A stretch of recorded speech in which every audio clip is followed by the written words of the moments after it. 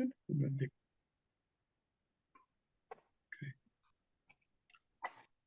Who's going to control this conversation? We can sit here. The time being at least. Okay, so last week we started 14th chapter. So we'll do a revision of the 14th context. So this is one of the very most important chapters, the modes of the material nature. And you remember the modes definition besides Charu Mataji? What's the definition of modes? Any simple one is okay. What are these modes? Binds the living entity to the material. It binds the living entity, that's correct. And they're gross or subtle? They're not gross like the earth, water, air, and ether. They are subtle elements. And what's their role besides binding? Which is correct, which is the result of their role. What's their role? Yeah, the consciousness and the matter. So through the modes of material nature, our consciousness acts. So when we desire something happens, how does it happen? Through the media modes. They are the psycho-physical forces, you can say, because everyone's situated in a different mode. In the same room, we can all be in a different mode. In the beginning, I can be in a different mode, middle I can be in a different mode, and I can be in a different mode.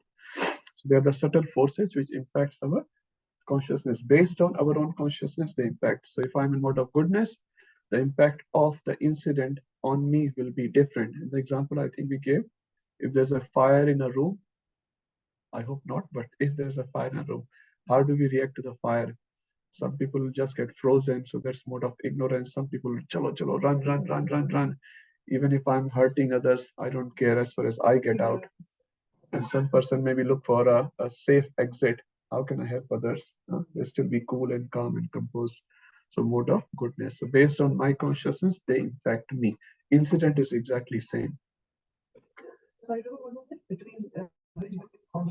And the matter, yeah, and the gross matter, you can say. So they are the modes. So the result of this, yes, they are binding. They're binding the soul because we have this bhoktratve. Now, for a sannyasi acting within the same material nature will not bind him. He's also using the modes, but he's sort of transcended the modes. So he's using the modes, but he's not under the modes. Okay, so let's start from 14.1 and also what's the relationship between 13th chapter and 14th chapter? Yes, Mataji. So what's the key word there? Bhoktratve. Bhukti or Bhoktratve, 1321, 1322. So who has that? Jiva, soul has that. And due to that, is trying to enjoy this material world or exploit, Prabhupada used to call it. And that's why when we use these modes for our personal enjoyment or our personal exploitation, then we get bound with the material nature. And these modes act as on that seed as a water. So as you put water on the seed germinates, and seed germinates and becomes a tree, which is 15th chapter, and 16th chapter is the divine, and the divine is the top or the bottom of the tree, and the bottom is up, top is bottom. So when I say up means upper consciousness, means demigods live there, and the topmost is Brahma. We'll see when we reach 15th chapter, and 17 is the middle ones, who are neither fully demoniac nor fully divine. And then 18th is the conclusion of all this. Okay, now let's start 14.1 with Charu Mataji. Translation. Three personalities of Godhead said, again I shall reveal to you the supreme wisdom, the best of all knowledge, knowing which all sages have attained supreme perfection. So the first part says Param Bhuya Pravakshami. Param means highest, and Bhuya means again, Pravakshami means I am speaking. So then the next line says Jnanam Uttama.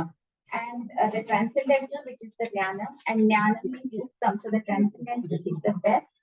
form, is the best amongst all forms of knowledge. And yad jnatva munaya sarve. So Krishna says that yad jnatva, I am speaking this, and what happens by speaking this? Munaya sarve, the great sages, they attain the supreme destination or param siddhim. So last time we explained that Krishna has used the word bhuya, which means again. And the reason for this is that although he's spoken about the modes of material nature in chapter 2, in the previous chapters as well, but he hasn't given any detail about them. And here he just describes the modes of material nature in a lot of detail. Then the particular word used here is not bhakta but munaya, and the reason for this is that bhaktas don't want any analytical discussion about the modes of material nature. They are happy with the knowledge that it is binding and it is binding and how to get out of it. So they just don't want more details about this. But munaya are munis. They are people who just like analytical discussion, and they want to have a philosophical understanding of what this chapter entails, of what modes of material nature entails. And once they have all this detailed knowledge, then there is a possibility that they can practice devotional service, having known what modes of material nature is all about. So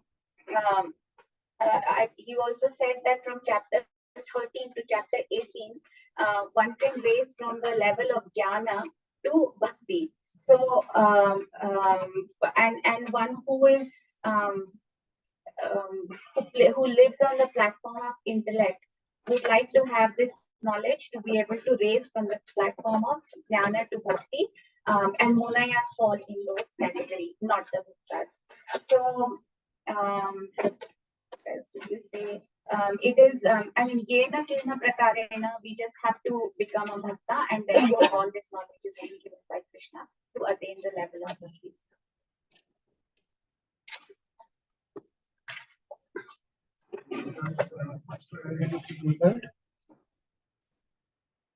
You mentioned, I'm sorry, I'm not sure whether Mataji said, but you mentioned because that Krishna is also repeating, so Bhuya is repeating this knowledge, and he has mentioned it in the 9th chapter. So that the purpose of repeating it is to highlight the importance of, because he has conditioned souls to get. So it's like having into mind that Krishna is sharing this supreme wisdom. So that's my question. Thank you. So, chapter 9, Krishna has given some glimpse of the topmost knowledge. But here is being more detailed discussion of what is actually. Yeah. Yeah. So principles are given early. The details about this are not given, which Krishna is going to explain. Okay. So last time we mentioned that Krishna says that the devotee does not have to do another speech about how he's going to use the body, like sacrifice the body and all that. So he's being surrendered to Krishna. Yes, Prabhuji. Yeah.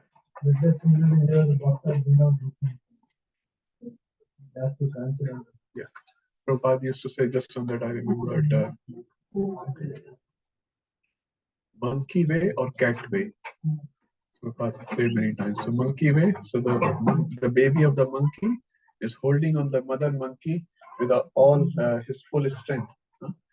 Prabhupada says that's a yogi way. So yogis are hanging onto these paths with their full strength. And when they lose, they are out. But kitten ways, the cat is carrying the kitten, the little baby cat, in their own mouth, in her own mouth. So we don't have to worry about it. So we are not monkey way, we are cat way. We are safe with our acharyas, we are safe with our Krishna, loving Krishna. So we are also babies. We'll have some desires to go here and there and all those things, but we are safe. Cat is completely taking care of us. So Prabhupada is taking care of us. That's very nice. I heard the other way also good, like we should have both combination. Yes, that is also true. So depending on the analogy, people use these two metaphors. Yes, I also heard the both ways. In this analogy, we can say cat way, safer way, so safe with Krishna.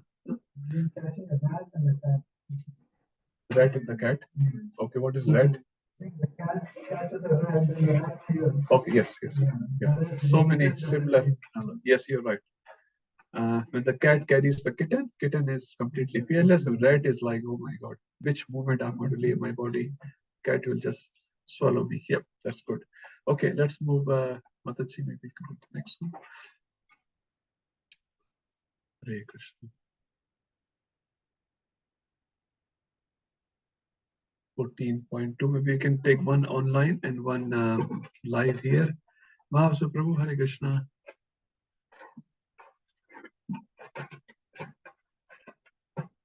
Hare Krishna, Prabhu. Hare Krishna. I'm sorry, Prabhu. I'm having severe cold, so I can't speak. Sorry for that. No I'm problem. sorry, Prabhu. That's Sorry, okay. Prabhu. Hare Krishna. All good, Prabhuji. Satyabhama Mataji, would you like to do? Yes, Prabhuji. Hare Krishna. By becoming fixed in this knowledge, one can attain to the transcendental nature like my own. Thus established, one is not born at the time of creation or disturbed at the time of dissolution. So, in this, Prabhuji, we discussed, I'm just looking at notes, sorry. So, it is mentioned that when one takes the shelter of this knowledge, or when one takes a shelter of Krishna, then they get Krishna's nature. They become pure. They start getting the mercy of the Lord, and they start getting the purity, just as Krishna. And the one will not take birth again, whether it is a time of creation or it's a time of destruction. So devotees are always looked after by Krishna because they will all attain Krishna. Thank you, Mataji. Just take some Sanskrit words as also. Idam Gyanam, this Gyan, Upashritya. What does Upa mean here? Take shelter. Very, very close. So it's not just Ashritya, it's Upashritya. And that has a very significant meaning. Otherwise, many times we know many things, especially coming, we are very proud that I also know. But it says Upashritya. Staying very close to that knowledge, that means we are applying it. Mam sadharmyam agataha. So we will get that person who has taken full shelter will get my nature. Sarge refers to creation. Sarga visarga sthanam. Upajayante, what's the key word there? What's the root word? Ja. Ja means janma. And then whatever. Aja, upaja, whatever. Upaj also. In Hindi, there's a word called upaj, kheti. Upaj. They all come from root word ja, jayante. Pralay refers to dissolution. So Sarge and Pralay, they are the antonyms of each other. Gathati means disturb. Next one. This verse is for the Munis or for Bhaktas, because they're taking shelter of. So for Bhaktas, we don't have to worry, Prabhuji, at all. Whether it's Sarga or Visarga. So Chaitanya Mahaprabhu said, Mam Janmani Janmani Sharisu. Yes. Okay, got it. So yes, it is for the Munis because we are in the Jnani section, but at the same time, it is for Bhaktas as well. So Bhaktas as well is this knowledge must be applied in that sense. But we are not disturbed when the pralaya comes, for example, and we are not disturbed when sarga will come, creation will come, because if Krishna wants us to take birth, we will take birth. So first line we will follow, obviously, we'll take shelter of this knowledge in terms of his Krishna's message. But second line is most for the Munis, you can say. If you take shelter, then you'll be out, which is what they are seeking for. But as a bhakta, we are not desiring to get out. That's a byproduct. Prabhupada said, going back to God, it is byproduct. So yes, we may desire at times that bahut ho gaya, enough of this material world, but that's not our target. But Muni are worried about it.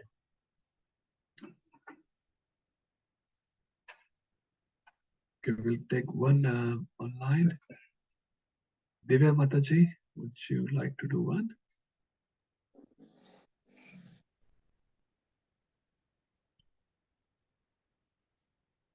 Hare Krishna. Okay, I'm not sure. Jai Dharma Prabhu, would you like to do one? Sure, thank you.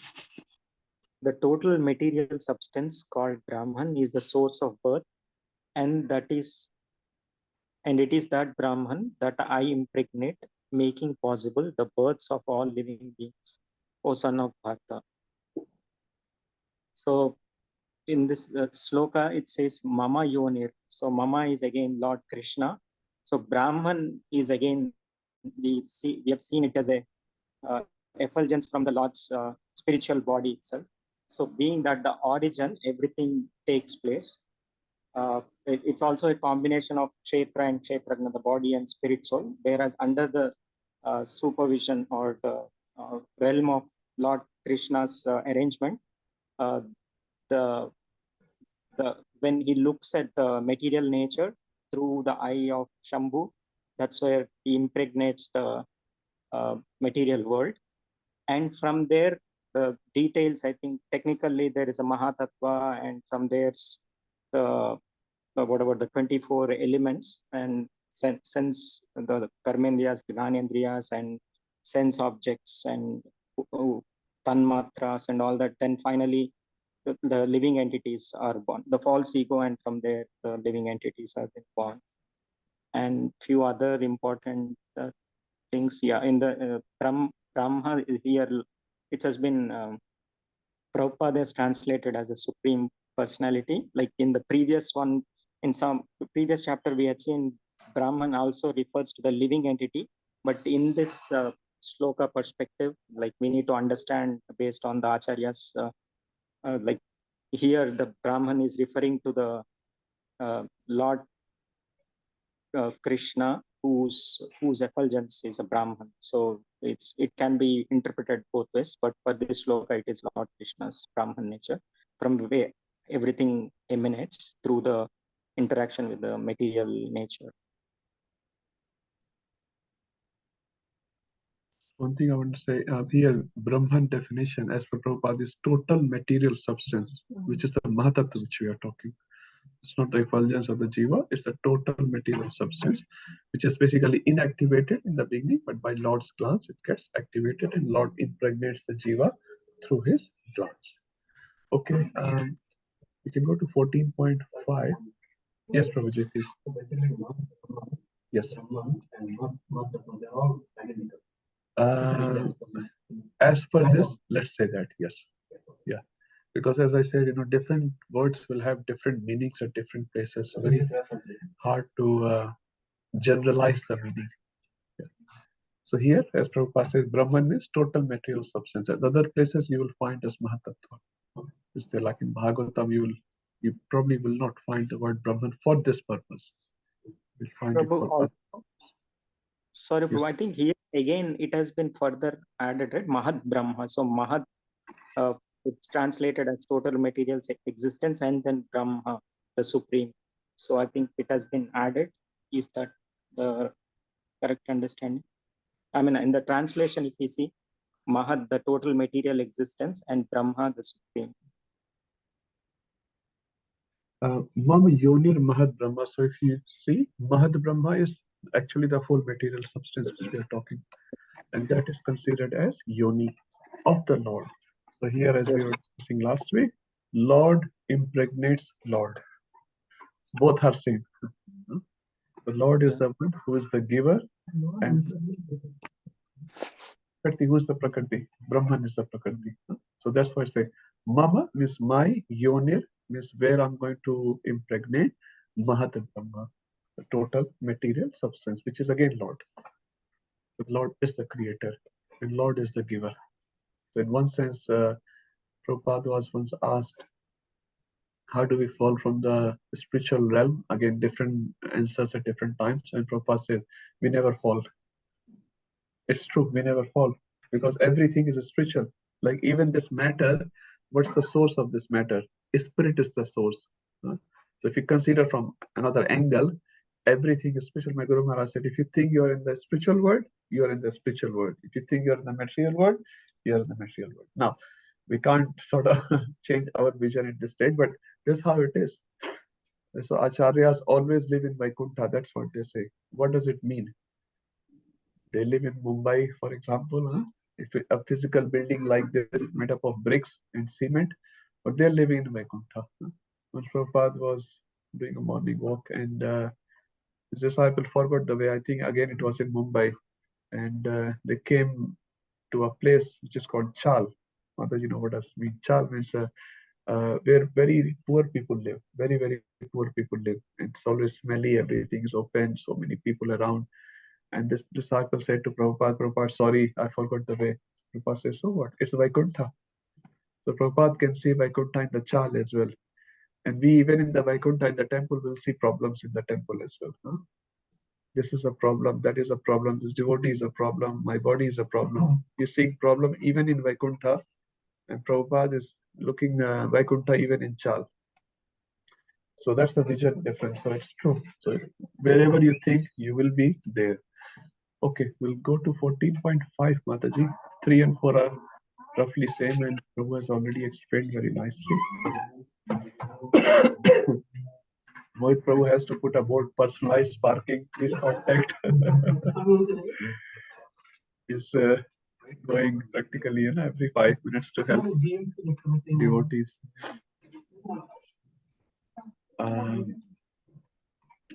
Okay, 14.5, we'll take one from here. You want to do Prabhuji? Yes, please.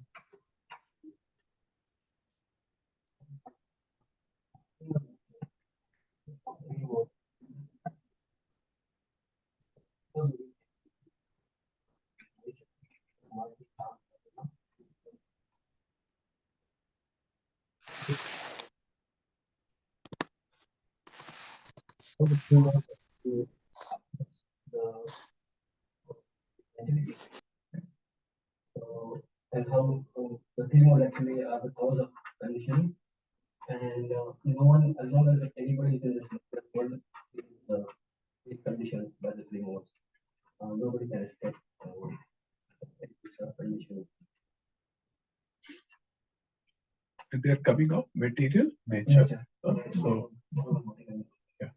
So 24 elements. We can just repeat again for our purpose. So 5 Panch Mahabhut, 5 Karmendriya, 5 Gyanendriya, 5 Tanmatras, 20.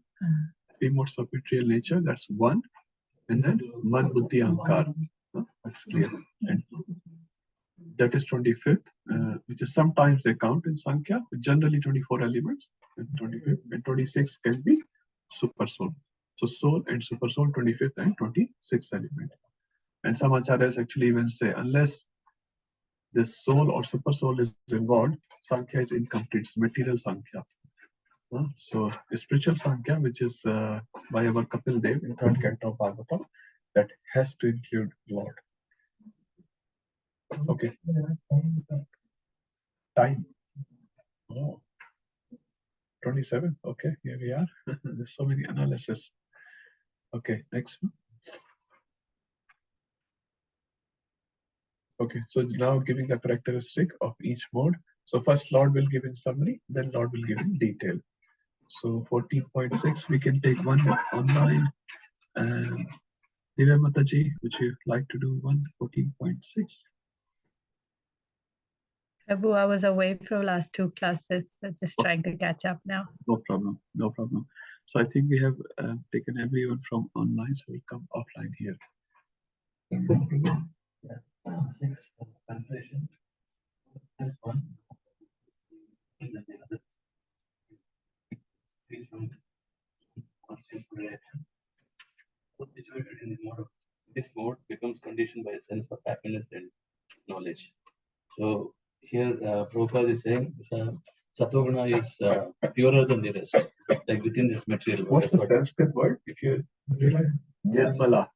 But see the translation?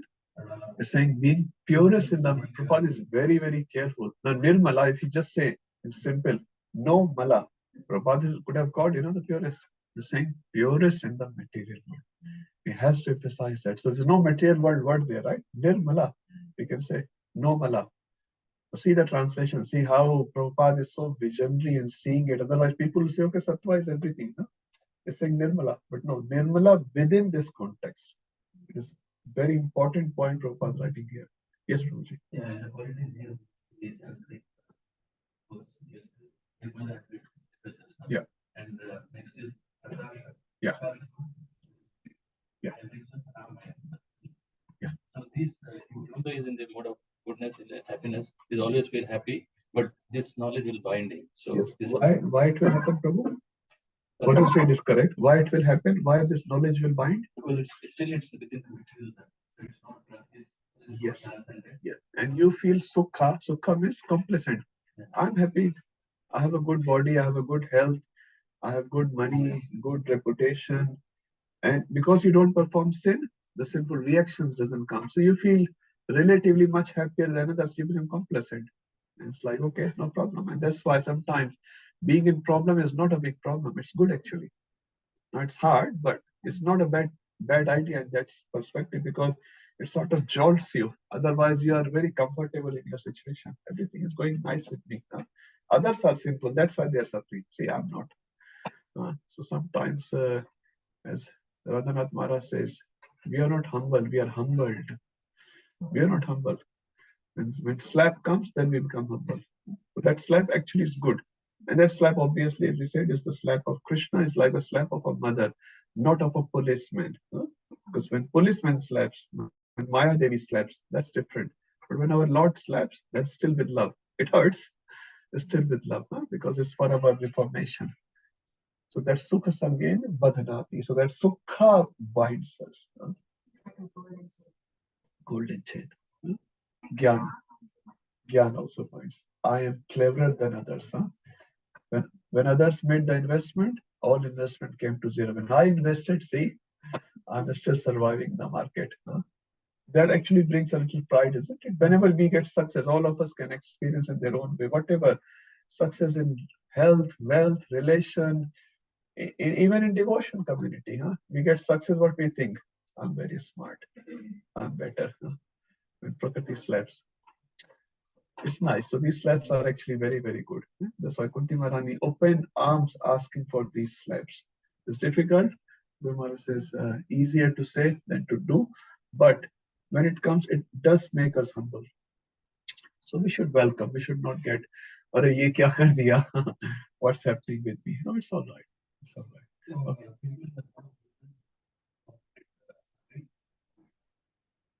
Yes and no. Tolerate the suffering is okay, but tolerate the suffering for what? That's important. The suffering for Krishna, that's very nice, huh? But suffering for just, let me just suffer this pain for one night and then tomorrow I'll be able to enjoy. Many times, if you go to the hospital, doctors say, no, don't eat sweet or fried food for next 3 weeks. You're just counting down the days, counting down the days. And as soon as 3 weeks is over, not once and twice, you take 10 times more than what you usually take. My Prabhuji make bread pakoda, paneer pakoda, chili pakoda, paneer pakoda. Huh?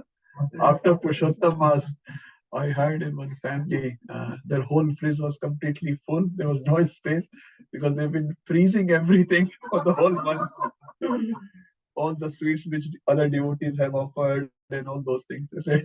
And the last day when the fast got over, they just went mad. It's all right, but that's not the idea. That's not the idea. Because after Janmashtami Upvas, we just take, 5 plates. You look at the devotee and look at 5 plates. After on Prabhupada Vyas Puja, you'll see that. I'm also same. I'm not saying to anyone, but you see, all types of sweets and savory and rice and dal and then devotee chit-chatting and having nicely all this which they couldn't take for last 1.5 days. So our situation is we are Prasad Pujari. I'm not sure about Krishna Pujari, which is again not bad. But there are more aspects to Krishna than just the Prasadam. Yes, madam.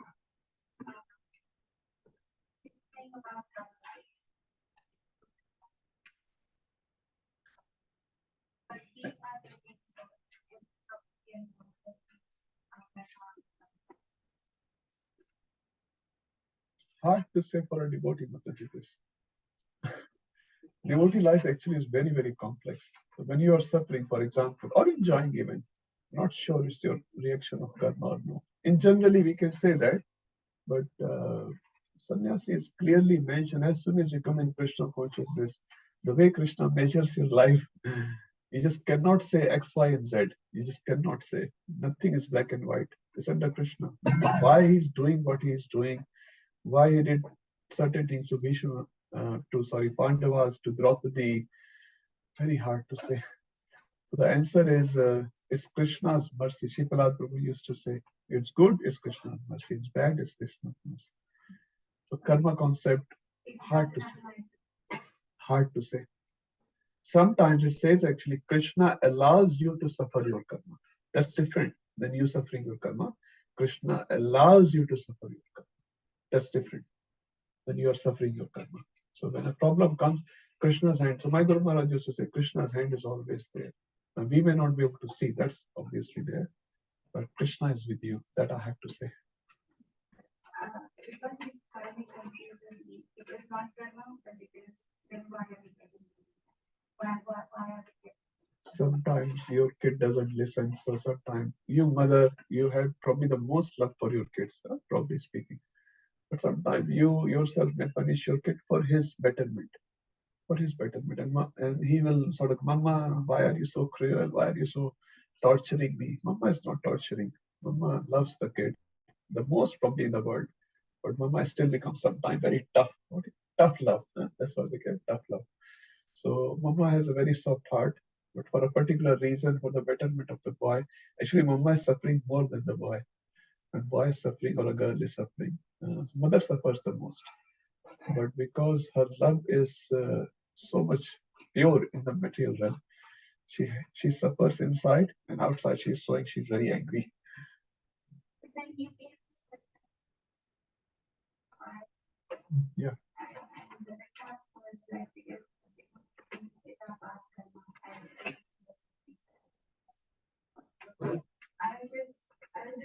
I keep thinking on this all the time.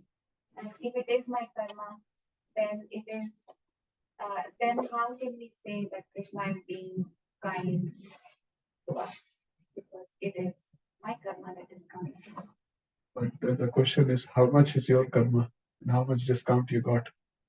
You So don't, we take talking in terms of discount, or thinking in terms of discount. we have, Mataji, we don't know how many lives of karmas or vikarmas, I should say, we have done. We don't know. Million, trillion, zillion, and how many bad karmas, how many murders we have done, how many rapes and exploitation and torture. How do we know? We are just sitting here today, nice dhoti, kurta, tilak, and we think we are a great person. It's just one dot in a big reel, big. So we don't know who we were in the past. While looking at Valmiki, you don't know he was Ratnakar Daku earlier. We know now by reading our scriptures. If someone looks at Valmiki Rishi, one of his disciples, and another person says something to Valmiki Rishi, his disciple will get very angry. You're telling this to my Guru Maharaj? But other person says, you don't know your Guru Maharaj, 60,000 years before. We're not blaming, but we are saying analyzing it.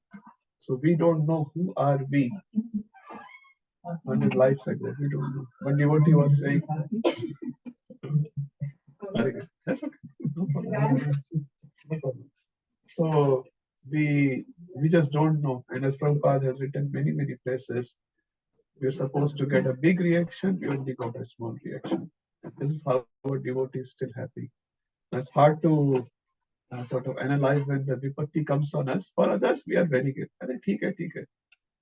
The dukkha comes on our head, then we forget all the philosophy. But for others, we have all the advices. So that's why we have to be very careful not to judge others at all. We don't know their situation. We don't know their mentality. We don't know which mode they are situated in. We don't know their relationship with the Lord. Maybe it's more or maybe it's less. So just giving out advices is not. We may not have adhikar. We may not have enough compassion for that soul. So Guru can do that job best. That's why we leave it to the Guru. Okay. Yes, Mataji.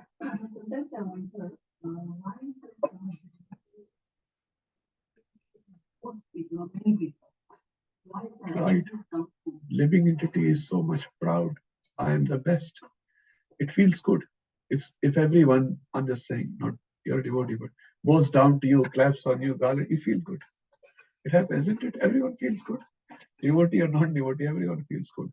Now, devotee gives that credit to Guru and Guranga, but everyone feels good. So, if you basically judge others, basically what's happening, you are proving I am better, I know better than you, I can tell you what to do.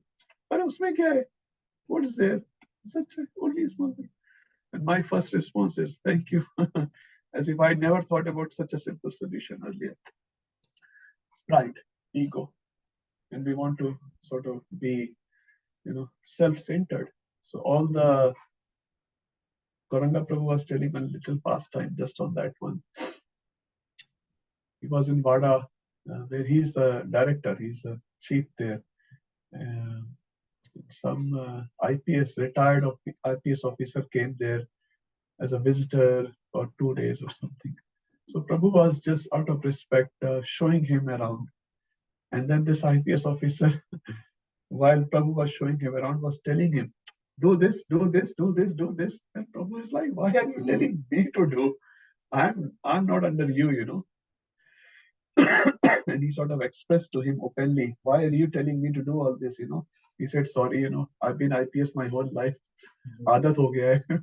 I've got this habit of ordering others. Prabhu said, why should I listen to you?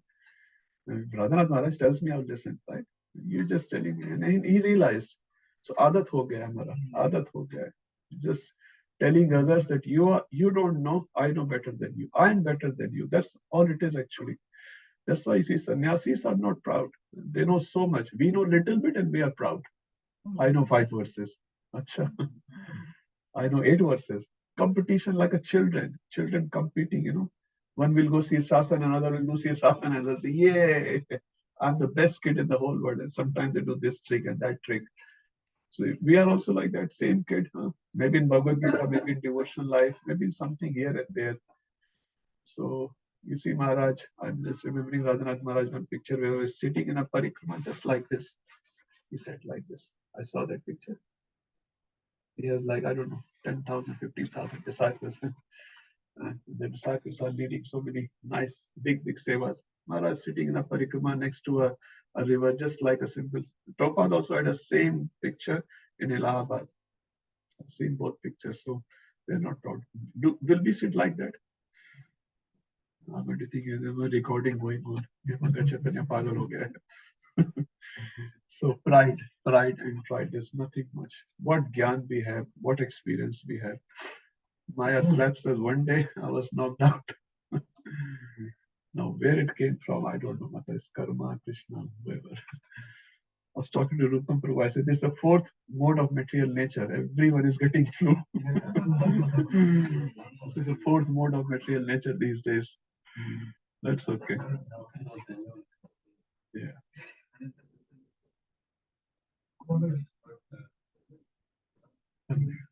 You don't overanalyze it. Material world is temporary. Okay, let's move on. We'll just read very quickly one more line. So, Rajo, what's the main characteristic of Raja? We'll just say together. So we can see the Sanskrit words. Krishna. Krishna means hankering for what? For what we don't have. Huh? What we have, it doesn't matter. I have, 5 cars in my garage. Doesn't matter. My neighbor has 7. And that BMW model 26, 7, whatever. That one chahiye. Wahi wala chahiye. Huh? So this is just rubbish, waste of time. Trishna. We should have Trishna for what? Krishna, I don't have. The Trishna for Krishna. Hankering for Krishna. But we are hankering for these material objects. It's ridiculous. Sangha, attachment. Attachment for what I have. So I have 5 cars I need to protect. I need to get the 7th one as well. And as soon as you get the 7th one, what happens? 8th one. Mohit Prabhu has better one. So it's constant going on and on and on. And this is not just for BMWs, even for a small things. For our dress, for our cloth, for our mat. It's ridiculous actually if you start thinking about the whole thing. All we need is some clothing for this body, some shelter. Some healthy body we need, some healthy things, that's okay. But if we don't define that stop, it's never going to end. The whole world is mad after this, mad after this. Nityananda ke chakkar mein. At 99, you want to reach 100. You always start, you start at 90. You just want to reach. One story on that. Okay, everyone knows story. We won't tell you it. Okay, next. I remember when I became 40 years old. I'm 19. That's your maturity. People at 60 buying new cars. Just look at the oldies. They get the best cars. But they know they're going to die. Let's enjoy the money. You'll have the best models. You go to Mossman and other things. You see, all the oldies are looking at the cars. I'm not saying looking at car is wrong. I'm not saying, just saying that Trishna is wrong. Car is not wrong. You can have the best car. Prabhupada said, what is this tin car? Should have Rolls Royce. So I'm sorry, Rolls Royce is just a tin car. He said, should have gold car. Bhakti Charu Maharaj also one day saying, in Brisbane, he arrived and someone picked him up. Bhakti Charu Maharaj said, and this person's car was not so nice. And Maharaj said, is this the best car you have? And he said, Maharaj, it's not the best car, but this is the car I have. He said, you should get the best car to pick up your spiritual master. Now, why Bhakti Charu Maharaj is telling that? Just imagine that. It's not he needs to be picked up in that better car or something. He's saying to respect your spiritual master. He doesn't need a car. So the point is our acharyas are very, very deep. Otherwise, how is he going to train us? We have become complacent. Chalega. Okay. Next one, 8. And the last one was karma sangina. No? So because of Trishna and Sangha, we keep doing activity. भाई car चाहिए, पैसा चाहिए. पैसे के लिए काम चाहिए. And काम के लिए overtime चाहिए. But our life can be very, very simple. As Prabhupada says, simple living and high thinking. And what's the other sort of extreme end of this? Simply living and highly thinking. Most of us were like that as well. Simply living.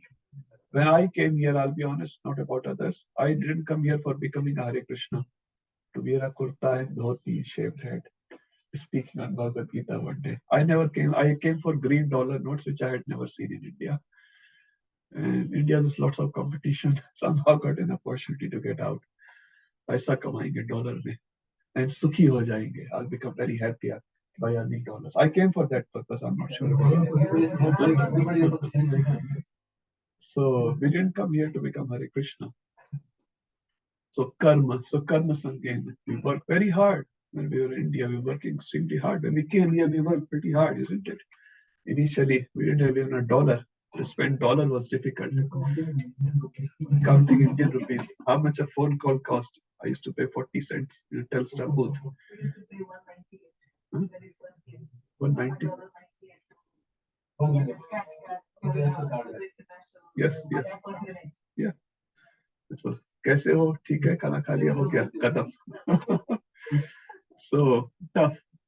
For what purpose? Krishna and Sangha, not for Krishna. Not for Krishna. Okay. 14.8. This is very beautiful. It uses the word Sarvadehina. Sarvadehina refers to all of us are impacted by mode of ignorance. Why is saying that?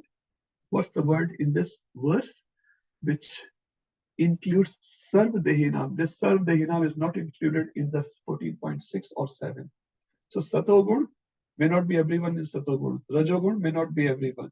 But Tamogun, everyone. Correct? Sarvadehina uses the word. Why? Sleep is one. And how do you relate, Mataji? There is a necessary contact of sleep. Every jiva needs it. Sleep is ignorance. Yeah, sleep is ignorance. But it says if you sleep too little, you become crazy. If you sleep too much, you become lazy. So don't become crazy, don't become lazy. Huh? So have enough. And Prabhupada roughly said 6 hours.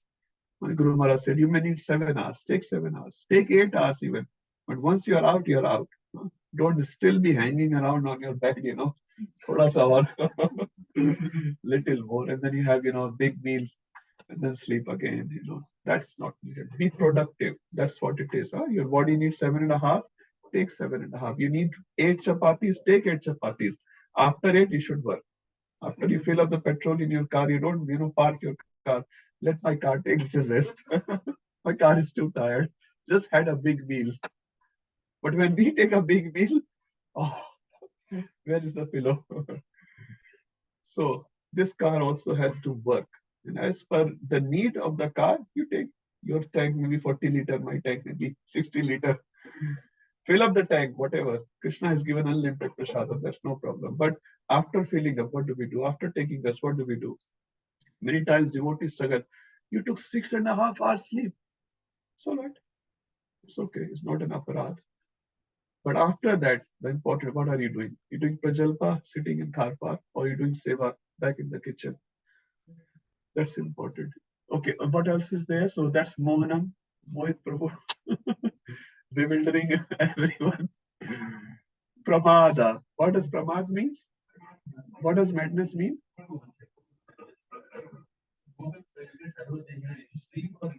No, Nidra is sleep, Prabhuji. Sir, for everyone, it impacts everyone. No, it's a sleep thing. Sleep thing, yeah. Because everyone has to get it. Have to get it. You cannot live it. In human body, you can't do that. That's what Nidra. Pramada refers to pagal. What does pagal mean? Madness. What does that madness mean? We are all sitting here. Are we not pramad? Maybe you're not, I am. What does pramad mean? Madness. What does madness mean?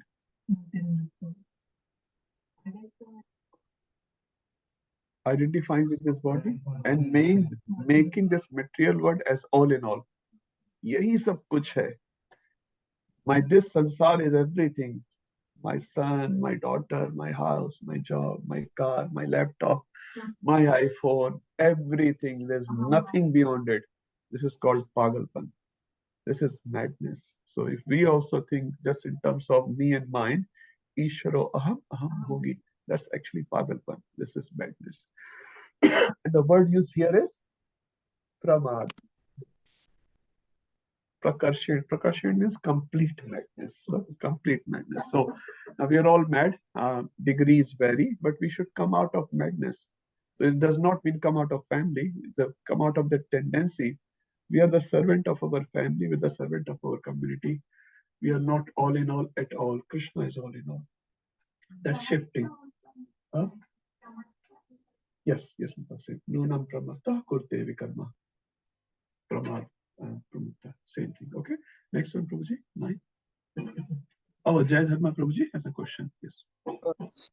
Just on this tamoguna induces the sleep also, right? So is that the people who are in mode of goodness for the majority of the time, do they lack or sleep deprivation? I mean, they need explicitly some tamoguna so that they can sleep better, or like I'm just trying to understand, is that tamas sometimes forcibly need to be induced for them to function better in terms of sleeping Depends, better? Prabhuji. If you have some like flu or something, for example, you need some extra sleep on the body.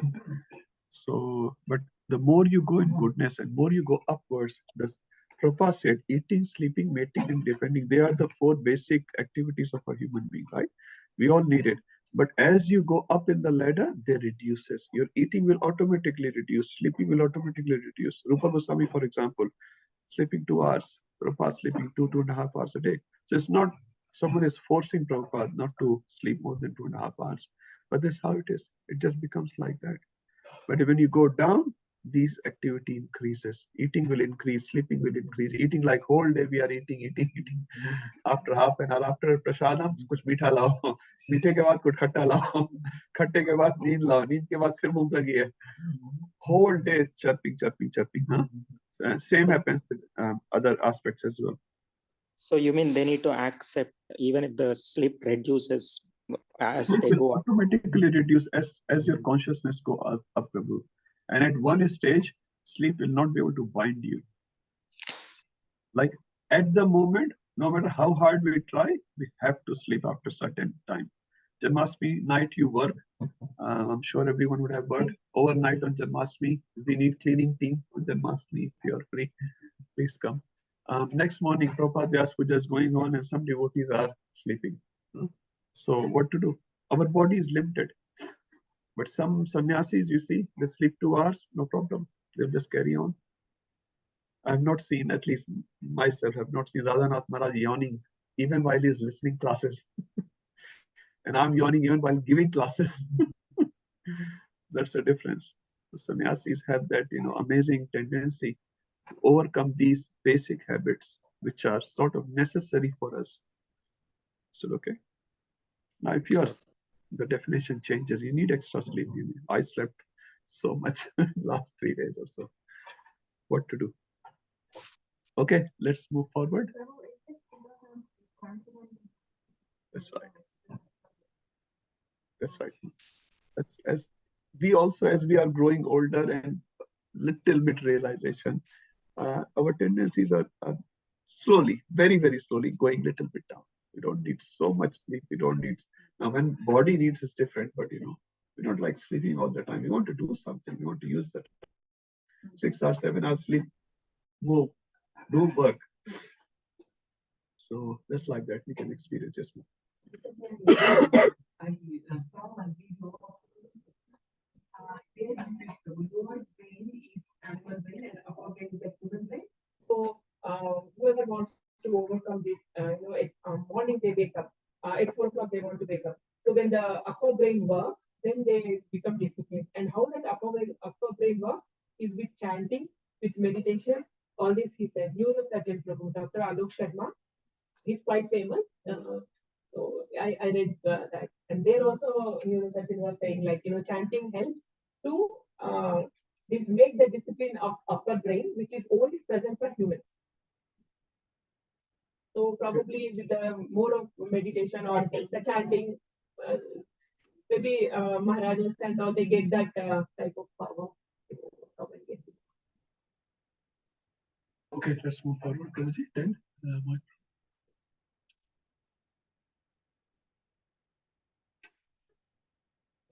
Okay, so they're all interacting with each other and trying to compete and trying to go on the top. So Sattva is trying to go on the top.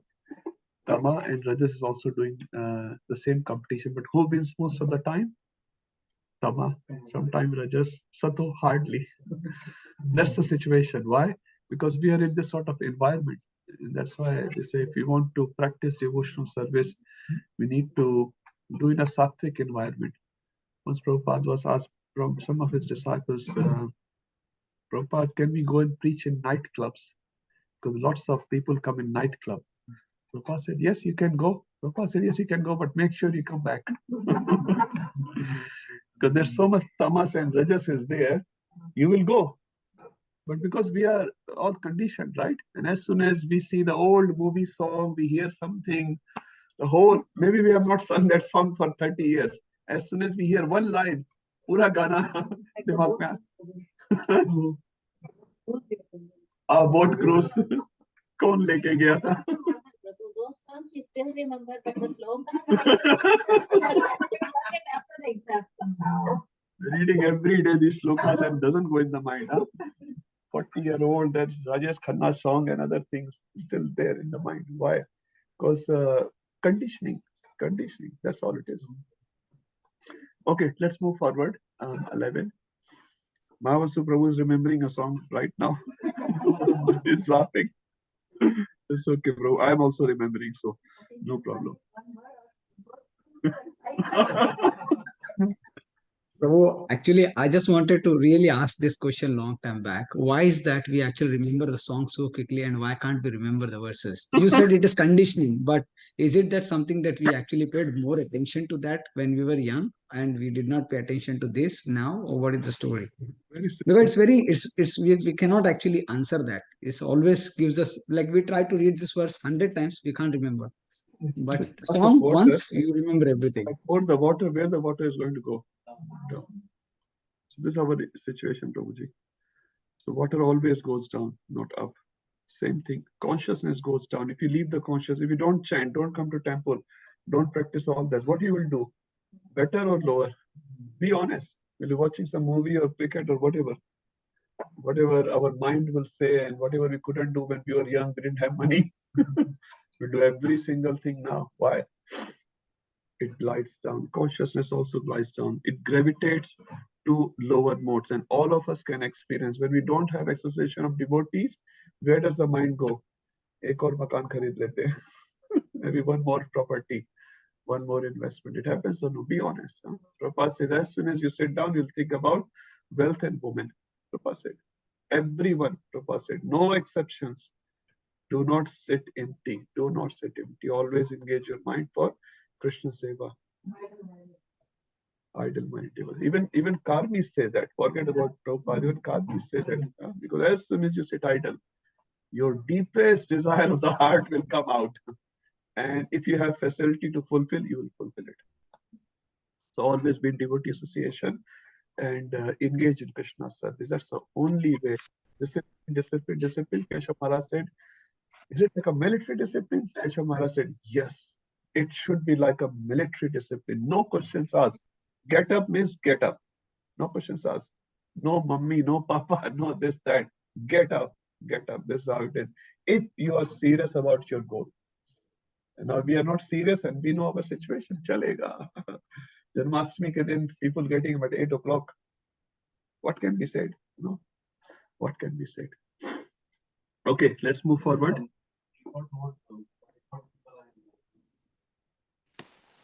Definitely. And not only tamas, I should say, but ghor tamas. Sorry. This is the default. Ghor tamas. Okay. 12. Lobha pravritti arambha karmanam shamaha spraha raj. So how many characteristics are given here? Lobha. Lobha means greed. Greed means more chahiye. More and more and more. Pravritti arambha. Karmanam ashamaha spraha. Ashamaha means unsatiable desires. The desires never end. Like you have 7 BMWs, you still want the 8th one because it's a newer model. Okay, Prabhuji, next one. Now 13th, I think we start. So this is the 13th we're starting, yeah. So let's read it. Someone read. Read if you. Yes, Prabhu. Prakasho pravatischah. Aprakasho apravattischa. Pramado moha evacha. Tasmai etani jayanti. Viruddhe kuru nandana. When there is an increase in the mode of ignorance, O son of Kuru, darkness, inertia, madness, and illusions are manifested. This is the characteristic of the mode of ignorance. So, aprakash, remember what was the contrasting word in 1411? Prakasha. Apravritti, pravritti. So, apravritti means inactivity. Lazy ke jaise bas pade hue, just lying down on the sofa set. So, aprakash of no illumination, no activity, consciousness. Pramada. So, pramada word we read earlier, getting repeated again. That means it's definitely there. Moha evacha, bewildering. Tamasetani jayante, vivradde. Vivradde means when this mode of ignorance rises, what are the characteristics which come up? Non-illuminating and non-inactivity, which we see in many, many people. Now see, many people are lying on the beaches with their, what do you call, beach chair? That's what you call it? Beach chair, pade hue for 8 hours, 10 hours, tanning their skin.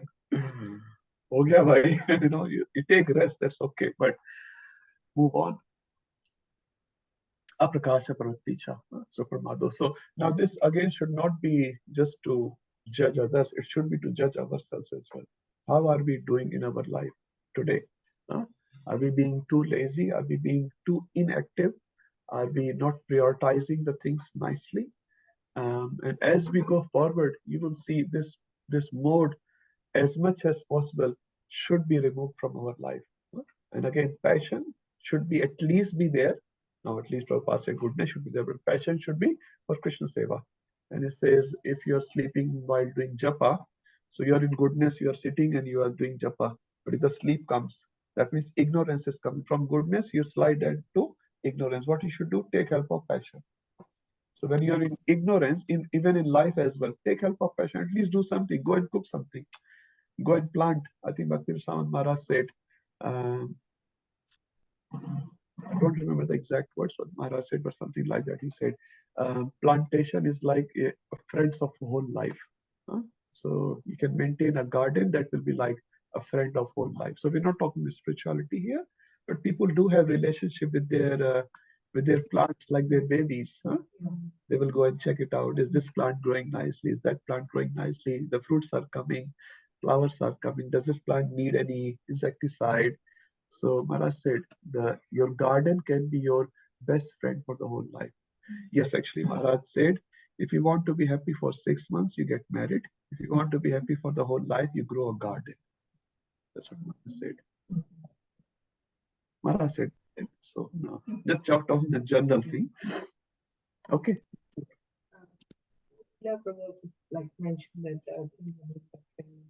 you are falling, it's better you go moving and like you Yes, said, do so some that's activity, passion. otherwise That's take help of passion. So sometimes passion is not bad. Passion is good. Brahmaji works in passion only. He says creation is passion.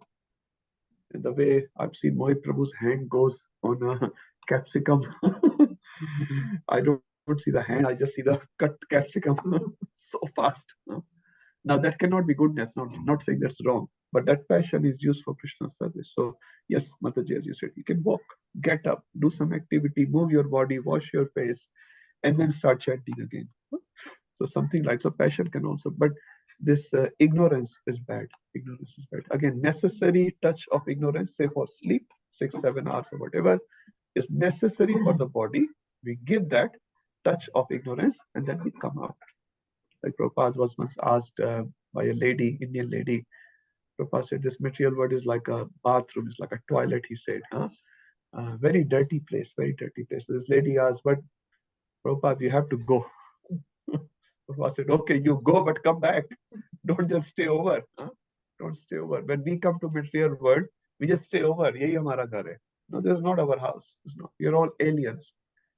The Gauranga Prabhu was saying, we talk about aliens. Are we are alien. Forget the other. We are aliens. We are not in home. We are on Mr. Visa. And that's why don't get too much uncomfortable, whatever the situation is. We're all on Mr. Visa. You have Australian passport, but still you are on Mr. Visa. Huh? The longest visitor visa you can get, interminably long. No. Maybe they're longer lives. Prabhupada went to New Zealand. He also went to New Zealand, got nice honey. I remember Mataji got nice honey for me. Anyway, Prabhupada went to New Zealand. He saw a tree standing there for 40,000 years. Prabhupada said, what is the use of this long life? It's better to be a Katwang Maharaj, live only for 2 muhurta and go back to God. So we don't know if the 60-year life is the longest life. We don't know. We don't know anything actually. Making a conclusion in this body may not be the best judgment. We just don't know anything. What was yesterday, what will happen tomorrow. So whatever is there, thank you, Krishna. Thank you, Krishna. Thank you, Krishna. That's the best, at least theoretically, we can judge. We don't know what worse can happen. Chaitanya Prabhu was telling once in a class, I'm just paraphrasing it. He said, many people say my situation is the worst. But Prabhu said, can you make it worse than the worst? Your one finger is broken. Can you make it worse? Break all your fingers? Possible. So you can make worse of the worst. So it's still worse, it's all right. You're saying the best you get in this material world is frustration. So if you're frustrated with your situations, with other people around you, you're in the best situation. And the worst you get is devastation. We're not devastated. We are sitting here talking to each other. So we are in the best situation. Okay. in one lecture I found that we should treat this material world like a toilet. Like a toilet. So you do your business and get out. Yeah. But nowadays people, they have these books and the TV. The whole library in the toilet. In the toilet. Once Radha Govind Maharaj was saying, actually toilet is the best place for those things. You should only do those.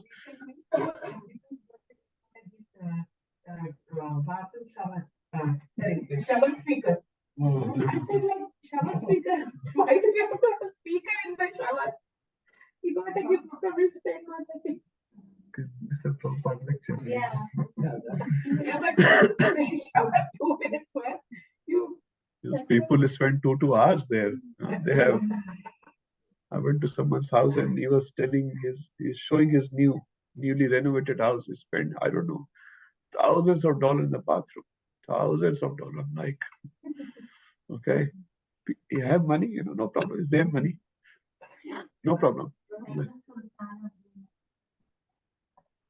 Good toilet.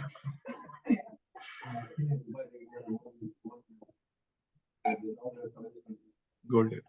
But the gold doesn't come out. only smell comes out.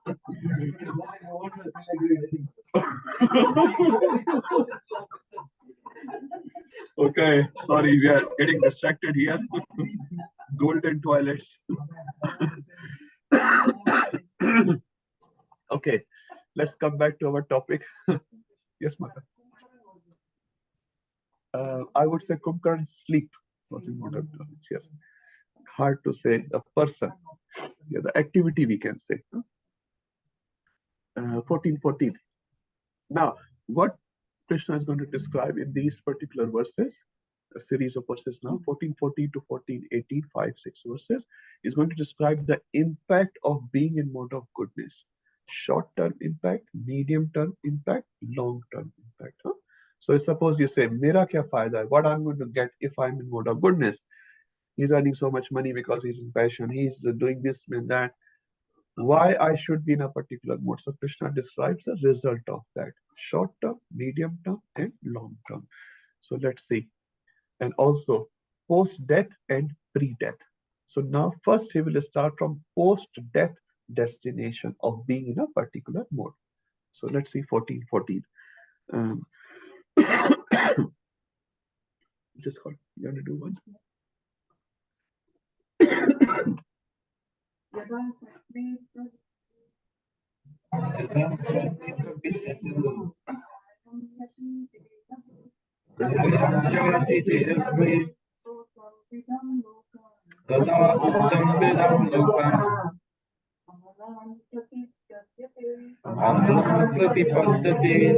one dies in the mode of goodness, he attains to the pure higher realms of the great sages. So yata satte pravardhe tu. What does tu mean? Tu. Anyone remember? Krishna's tu. Bhagwan. So tu means but, lekin. So lekin, tu, yada satte pravardhe tu. So now just now 14:13, which mode we talked about? Mode of ignorance. So it says ignorance. But if you increase your sattva, there is a benefit. So yada satte pravardhe means vriddhi, to increase. If you increase your sattva, pralayan yati deha bhrata. So pralayam refers to, we have read this word. So here is talking about leaving the body. So deha bhrata, the embodied living being, leave the body while sattva is on the top, sattva is increased. What you will get? That uttam vidam lokan. So uttam means, uttam refers to uttama. Ut means uthna, utha hua, uttistha, rise. Tama means ignorance, risen from ignorance. Uttam vidam lokan. So vidam, what's the root word here? Vid means to know, knowledge. Lokan means planets.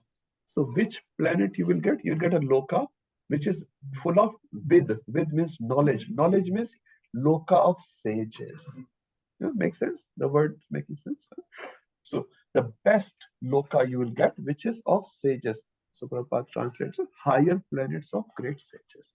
And Amlan, they don't have mala. Now here Amlan obviously not referring to the transcendence. Amlan refers to being a very pure planet. So you will go to a planet, if you are in Sattva, you will go to higher planets. Which planet you can go up till? You can go to the planet of sages, because they have no mala, they have no kam, krodh, lobh, moh, and all this. So what it is basically referring to, tapaloka. Tapaloka, the rishis are doing, what are they doing? Tapasya. They're not fighting with each other. You have encroached my property, you have taken 1 inch extra in your boundary line, huh? You have stolen my chadar, you have stolen my copy. They're not fighting like that, huh? They are great sages. Now the point to be understood here, it's referring to a point, definitely referring to a destination. It's also referring to a principle. If you are in sattva, what does it mean? 10% sattva, 20% sattva, 30%. So sattva has to be vradhe, increase. So definitely more than 50 we are talking now. Now after that it's a range. It's not okay, you have done your post-grad. So sattva is not something, a certificate which you get and you stay there. Because we know the modes are not static. They're constantly changing. Now you may be sattva most of your life, but there will be moments where you got angry, where you got a little agitated, where you had some desires which were not so nice, and all those things. So you have sattva majority, then you go to sattva. Now where does the sattva starts? You can say from Sargloka. Demigods are in mode of goodness, isn't it? But when we say demigods in mode of goodness, we are comparing them to the mode of passion people tell us. So in our comparison, they are in mode of goodness. But are they always in mode of goodness? No. Indra also goes to mode of ignorance. Indra goes to mode of passion. Demigods themselves go in mode of passion. When Bali Maharaj attacks on Sargloka, what happens? They fight. Now fighting is what? Mode of passion and ignorance. Isn't it? So when we talk about demigods being in mode of goodness, we're just making a general statement. It's not a static statement which stays all the time as it is. Nothing like that. Like majority of us, as we can say, aspiring devotees, hopefully at least, we are in mode of goodness, hopefully. But many times also, we are in ignorance, we are in passion, and so many other things. So we are making a general statement. It's not a static statement all the time. And as you go up from Sarvyoka onwards, the goodness increases. Goodness increases. Again, it's talking a range there. Tapaloka. So there's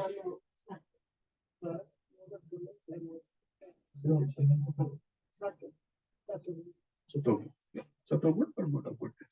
So as we grow up, the goodness increases. And after Brahmaloka, it just crosses. It becomes Shuddha Sattva. So you can just increase as a range. So anything higher than, you can say, the middle planetary system, which is the earthly being where we are in, it goes in more and more and more Sattva. But it does not mean you can't come down. It doesn't. No? But the range sort of increases.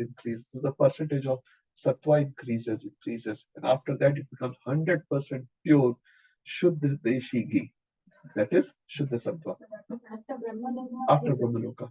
So even in Brahmaloka, the contamination is there. Second canto of Srimad Bhagavatam, Brahmaji chasing after Saraswati, for example. So it happens. So even in Shuddha Sattva, that is again we can fall down from Shuddha Sattva also. It says technically you can, practically you won't.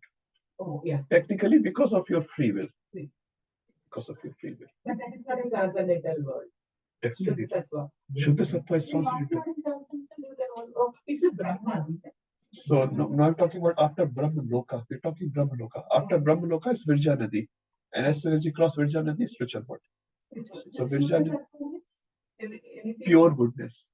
But till Brahmaloka, we're talking goodness. So goodness is like enriching goodness. Virja Nadi is the borderline between material world and the spiritual world. And it says you have to cross Virja river to go to a spiritual world. To get the Shuddha Sattva. That is the Shuddha Sattva. Shuddha Sattva. Yes. Yeah, now I understand. Practically, you can fall down. Practically, you can. Yeah. So forget the free will part here. But I'm saying, yes, as we go up and up, your sattva increases, and then become, like, for example, for now you start from 10%, 11%, and then after that become 100% pure. But till Brahmaloka, there's still some tinge of contamination of the modes of material nature.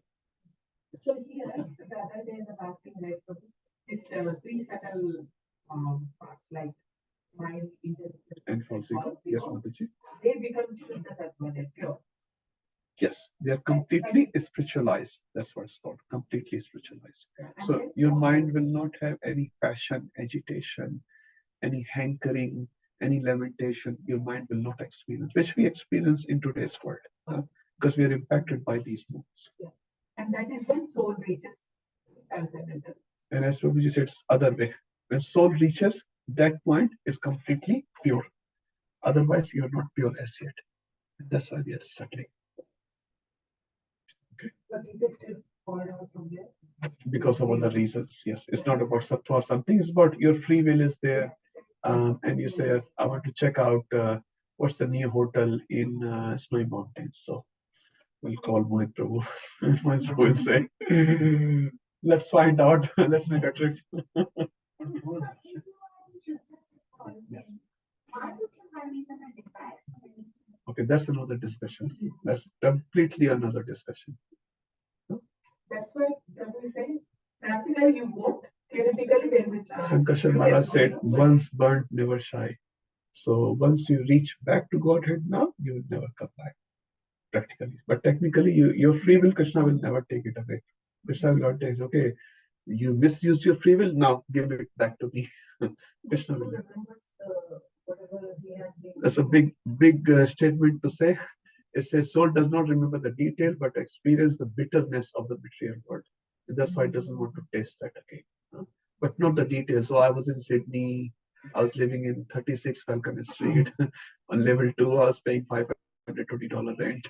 You'll not remember all that. But you'll remember the bitterness of being outside of Krishna's association.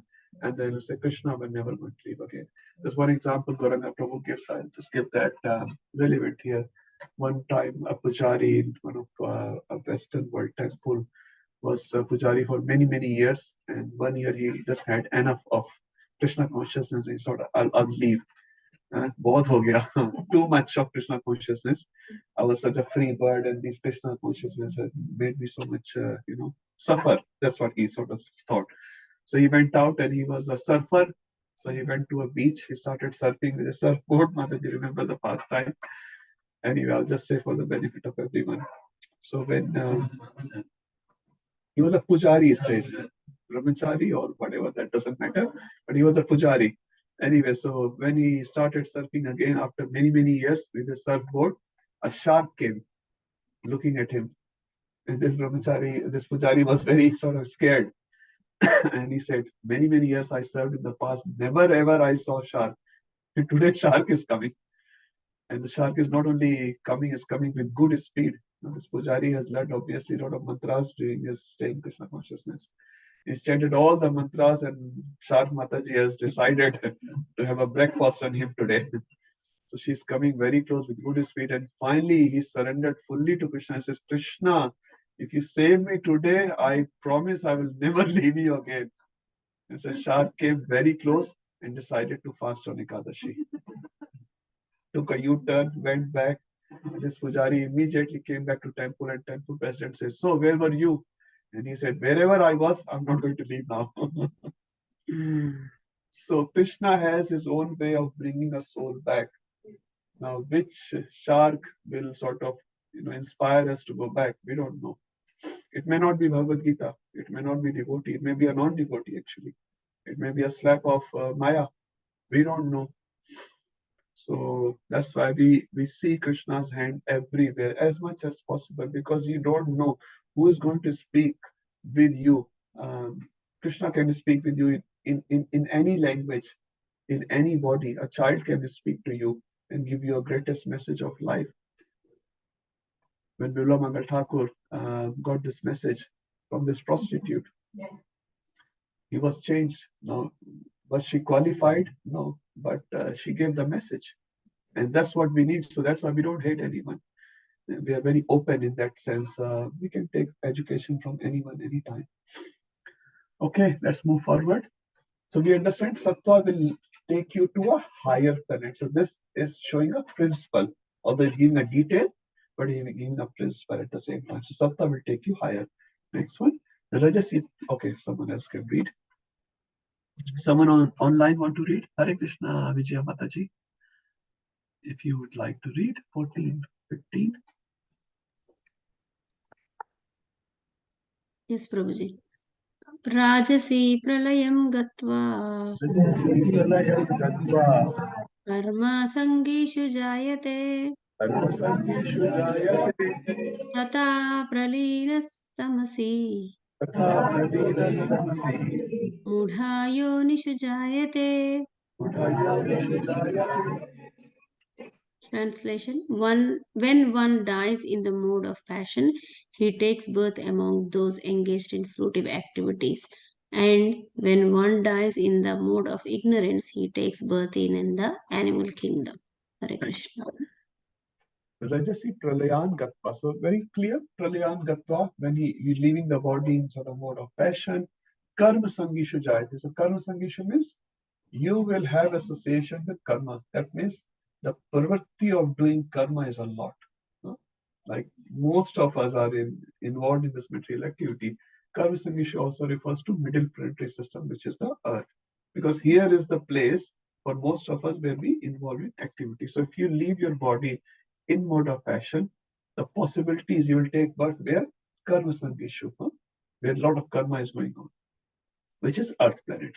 Tatha prelna tamasi, and if you leave body in tamas, what is it? Mudha yonishu. So karma sangishu refers to humans in middle planetary system, and Mudha yonishu, animal. Mudha refers to animal, doesn't have much intelligence. So Prabhupada said many times, at least do those many activities so you become human next time. Don't become animal. So we should be very careful in our actions. We do not hurt others so much so that we become animal next time, where our master will be hurting us day and night. There's a katha in Garga Samhita where a wife was troubling husband a lot. In the next birth, she became a crow, and she was sitting on the back of this donkey, and donkey had all these pus all over his body, and this crow was hurting again and again. So we should be very careful when we even have opportunity to hurt others.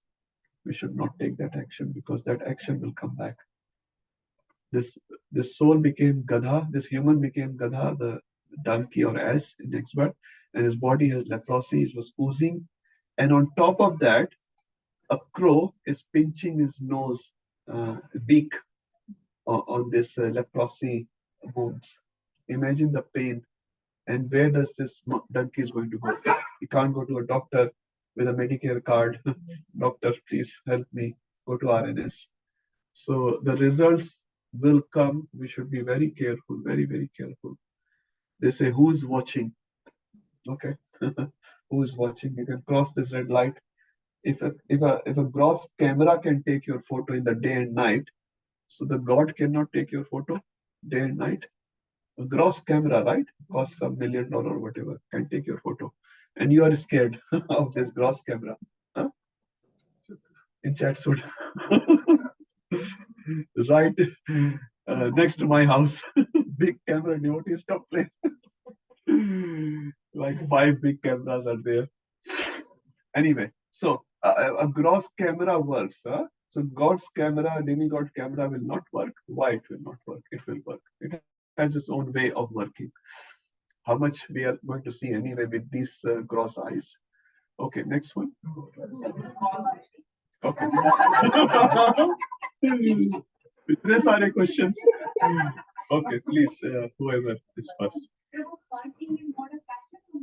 Ignorance, pure ignorance. But then why does it mean action performed in mode of ignorance without including status?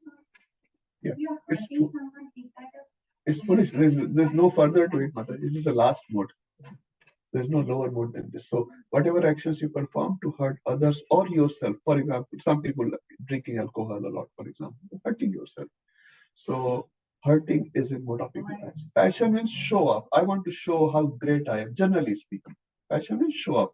Male female attraction, showing off nice clothes, and that's all passion. And Satogun means jnana, illumination. I was just thinking that passion because it's kind of an activity. So hurting is also an activity. Prabhu, And you are very passionate. You know, you say in anger that you're a passionate person. Melbourne, they hit the horse. Yeah. Even they're hitting, but that's more of passion. So, But what do you call it? Killing a horse. so is that passion or ignorance? That's where I'm just connecting the Somebody is like violence. Yeah, it's violence. Fighting is violence. It's ignorance activity. Passion is show off. Generally, in general body, show But off. then passion results in misery. Yes. And ignorance results in misery. Compare the two words, it just seems that misery is stronger word than Okay. Foolishness means you don't know what you're doing. Some people killing animals, like hundreds of animals every day. That's ignorance, pure ignorance. They don't know what they are doing. They will get the result, a miserable result. They say I heard in some lecture somewhere, if you kill a cow, just giving one example here, for every roa, what do you call a hair on the body of the cow, you have to suffer 10 trillion kalpas in Patal Loka. Something like that. It's a figure, I can't remember the exact word, but for each hair on the body of the cow. So imagine this person killing, I don't know, 10, 20 cows a day. How many kalpas he's going to suffer? That's ignorance. Ignorance is you don't know what you're doing. The result will still come. It's just not like, oh, nahi pata tha. No, camera will still send you the fine, Mataji, whether you are ignorance or not ignorance. So fine will come. So foolishness in the sense of you don't have any idea how much this jiva is suffering. No idea at all. Foolish. You kill animal just for eating for your Yeah, yeah. And you have no idea. When you go for hunting, like all the kings and all, they go for hunting and kill animals. That is in the mode of passion. No, I say yuddha is in mode of passion. Dharma yuddha is in mode of passion. No? When we are indiscriminately killing, that's in ignorance. Anyway, different activities can have different fine line. The point is, we have to stay, at least Prabhupada said, in mode of goodness. And he said devotional practice should also be practiced from mode of goodness. Now we can also practice from mode of passion. I'm the best pujari. The way I address the deities, I speak in the class, no one else speaks. That's in passion actually. Ignorance means when this person's class comes, I will switch off the electricity. I'll switch off the internet. I will not walk in his class. I'm saying some again hurting. No, not physical hurting. We are talking here. Huh? Resentment actually is in mode of ignorance in a different way. Huh? I'm angry with you for something which you have done, or which you may not have had any intention to hurt me. I got hurt. And I'm like, why did Mataji say like this? Why did Mataji do like that's resent? That's in mode of ignorance. And depression and all that is in mode of ignorance. But I'm saying devotional service can also be practiced in different ways. And mode of transcendence means, yes, I cook for other Gopinath, this person also cooks for Gopinath, and maybe his cooking is better than my cooking. Why? He's a better devotee. So Radharani will give him more mercy. Huh? That's mode of goodness means he is good, but actually, I'm also good. And passion means I am convinced I'm the best actually. In my field, I'm the best. Huh? I make the garland, no one else makes a garland. Huh? That's a mode of passion. Service means, as Radhanath Maharaj says, serving for the pleasure of that person. But we are serving for the pleasure of us. We are serving Gopinath, but whose pleasure is involved? My pleasure. You see the garland? You look at the class. My class was fantastic. Even senior most devotee of Sydney was sitting in my class. You're serving Gopinath, you're serving Vaishnavas, you're showing off. Even Radhanath Maharaj sits in the class of his own disciples and grand disciples. So does it make him a smaller? Actually, that makes him higher. And we not sitting in others' class who are so-called junior to us, actually that makes us lower, not higher, lower. We should not. Pankajangri Prabhu, we all know he was the head priest, extremely knowledgeable person, extremely experienced person. He will sit in a Bengali class, he will not know, he doesn't know Bengali. Some person asked, Prabhu, why are you sitting in Bengali class? In English, Bhakti Bengali class. He said, soul is transcendental. The person who's giving the message for the soul, my soul is transcendental, my soul understands the message. He will sit in every class, and sometimes he will give classes. Like, that's complete surrender. He's saying soul is suffering. This person is speaking Bengali. I don't understand, physically speaking, grossly speaking, but my soul understands. My soul is getting purified. I'm like, wow, that's devotion to the Lord, and such a humility, such a humility. And we think we are great. We think we are great. So we understand that. Yes, Mata. Sorry, there are more questions. Please, please. This 14, Yes. you mentioned one destination principle, two things. Yes. So that's the principle you said, Sattva will take you to higher planet. Yes. But the destination again is the higher. Definitely, definitely. Now, which higher planet you will end up? You will end up in Svargaloka, you'll get in Janaloka, Tapaloka, Brahmaloka. That varies. Huh? So that verse obviously gives you a specific destination. Does not mean everyone in Sato will end up in great saintly planets. They will have overpopulation. You have to come down, because this is again a gradation. It's a relative thing. Huh? Now, from Brahmaloka's perspective, Indraloka is not in Sattva, it's in passion. Why? Brahmaloka Nivasis are much more in goodness than Indraloka is, sorry to say, drinking their wine, enjoying with Apsaras, having gardens and nice, male female association there. What Sattva we are talking? But from passion, from Manushya it's in goodness. So we have to sort of do a relativity exercise there. That's why the principle has to be understood. If you end up in Sarvaloka, still in goodness from Sydney's perspective, but not real Sattva there. Okay, sorry.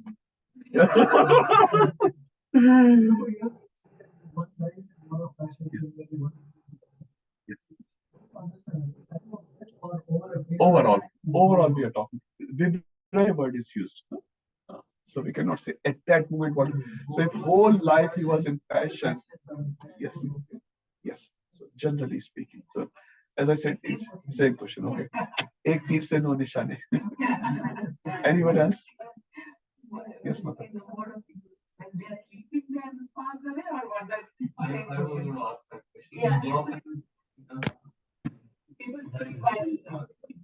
So it's not we are defining 23rd of August night what mode you are in. No, that's just one part of your life. Generally, so whole life, whatever activities you have accumulated, that's the sort of majority portion you are in, and then that night, whatever it is.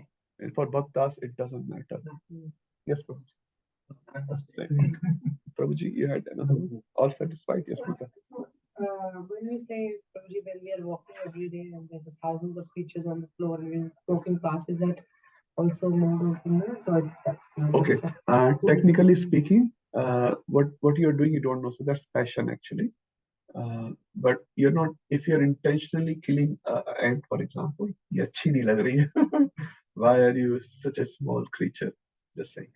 That's mode of ignorance. But your sport passion, because you're walking in such a way, you don't realize. But we don't know, we don't see. So you don't know, then it's passion. If you know, it's ignorance. Definitely. But bhaktas, yes, that's why I say you have to be chanting all the time and pray to Krishna. Krishna, I've done. Actually, it says you do 6 types of pop every day. All of us. I'm not saying you. All of us. That's what Manu Samhita says. All of us. Whether you're Brahman, whether you're sannyasi, you're doing 6 types of pop every day. While doing jhadu, pocha, you're killing. While you're doing boiling sabji and dal, you're killing. Breathing, you're killing.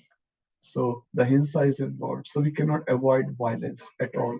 But what we can do, pray to Krishna that please forgive. I did not intentionally kill this living being. I'm cooking bhoga for you. But in that process, I have killed. So you have to ask for forgiveness while you're offering bhoga. No matter how pure you are, you would have done some violence while preparation of that bhoga.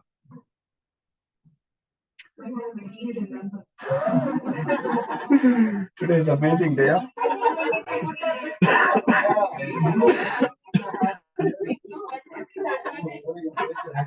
After 1 year, devotees are getting opportunity to speak. Yes, ma'am. Every afternoon when I'm visiting the garden, Okay. I just try and keep chanting the Bhagavata because Yes. I'm pulling. Yes. I'm just feeling the light. Absolutely, Mataji. Yeah, and that happens with every step. When you're walking to garden, you are stepping. Yes, you're right. Same question, but an extension to that. Reading is one thing, test control is another. Okay, that's a different topic. That's a different Well, topic. it is intentional, we do it intentional because we know like why we are doing it. This extended topic, we'll do it later. That's the Yeah. whole thing. No, but you intend. You paid for it. You paid for it. You paid for it. The guy didn't come to your house. Okay. Found a way out of that. But even cockroaches start, like we know that they come. So before that only I did the pest control.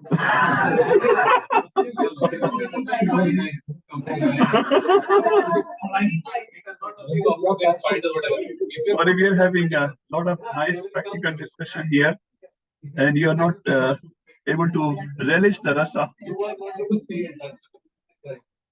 Okay, if you are done, yes. So, अभी बाकी है. And I really remember hearing somewhere that when unintentionally we had but if we are chanting, they get liberated. Yeah, I heard that as well. Basically, but don't make it a complacent activity. Make it an active activity. That means you're aware of the sin which you may incur. That way, don't become just like chanting and walking and looking at the buildings. Oh, uska apartment acha hai. And killing an ant, chanting Hare Krishna. That may not be very effective way. So basically, you have to be very conscious in the material world. Jai Dharma Prabhu has a question if you are done. For a long time he has his hand up. Okay. Jai Dharma Prabhu, your turn. Rajasic, right? So on the work front, especially when you're in corporate world, right? Like you got to be passionate about what you're doing to. So is that also result in this? Because I understand when you're doing a devotional service, obviously you can be, I mean, you will try to be in the mode of goodness with the devotees, but when you're on the work front, Prabhu usually Brahmaji is also doing the same thing. So, yeah. so same answer. When you go to your work, you do whatever needs to be done. And it says actually you have to be very professional at your work. Devotees be respected. So they do their work very nicely. So devotees actually over when Arjun is fighting on the battlefield, he is not in mode of pure goodness and this and that. Huh? So but he's using passion for the service of the Lord. So that passion is also considered devotional service. So you can be at work as a passionate manager. It's perfectly fine. No problem with that. But it's all about your mental setup, which we are talking here, not external manifestation. Huh?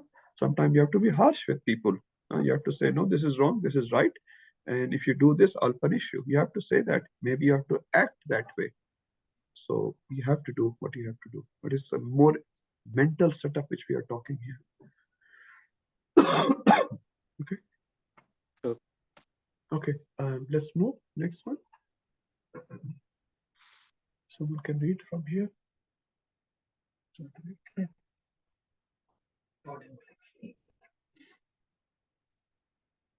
Now this is giving, so the 14 and 15 we read post-death results of you being in a mode, right? Now we're talking about some immediate results, pre-death you can say. Karman Karmana Suktasyahu Malam Phalam Rajasastu Phalam Dukham Ajnanam Tamasha Phalam. The result of pious action is pure and is said to be in the mood of goodness, but action done in the mood of passion, result is misery. An action performed in the mode of ignorance, result is foolishness. So we can say three words. Sattvika is Nirmala, Rajas is Dukkha, and Tamas is Ajnana. So basically what Prabhupada is saying, mode of ignorance result is foolishness means you go in more ignorance. Like if you have a problem, you start drinking alcohol, for example. So problem stays the same, but your alcohol consumption will ruin your body. But you think, maza aa gaya. I'm getting rid of my problem, or drugs or whatever, something like that. This person is a problem in my life. Let me get rid of this person. That problem may go away, but getting rid of that person will create so many more karmas on me, post-death and pre-death in this world as well. So ignorance further drags you in ignorance. So we have to come out of that. Or someone who goes in depression. Nothing is working in my life. Everyone is disrespecting me. They are making fun of me. And God is also against me. My family is against me. Blah, blah, blah. Switch off the light and just sit in the dark. Ignorance. Nothing will get solved like that. Okay, next one. So they are the short-term results you can see while we are living in our life.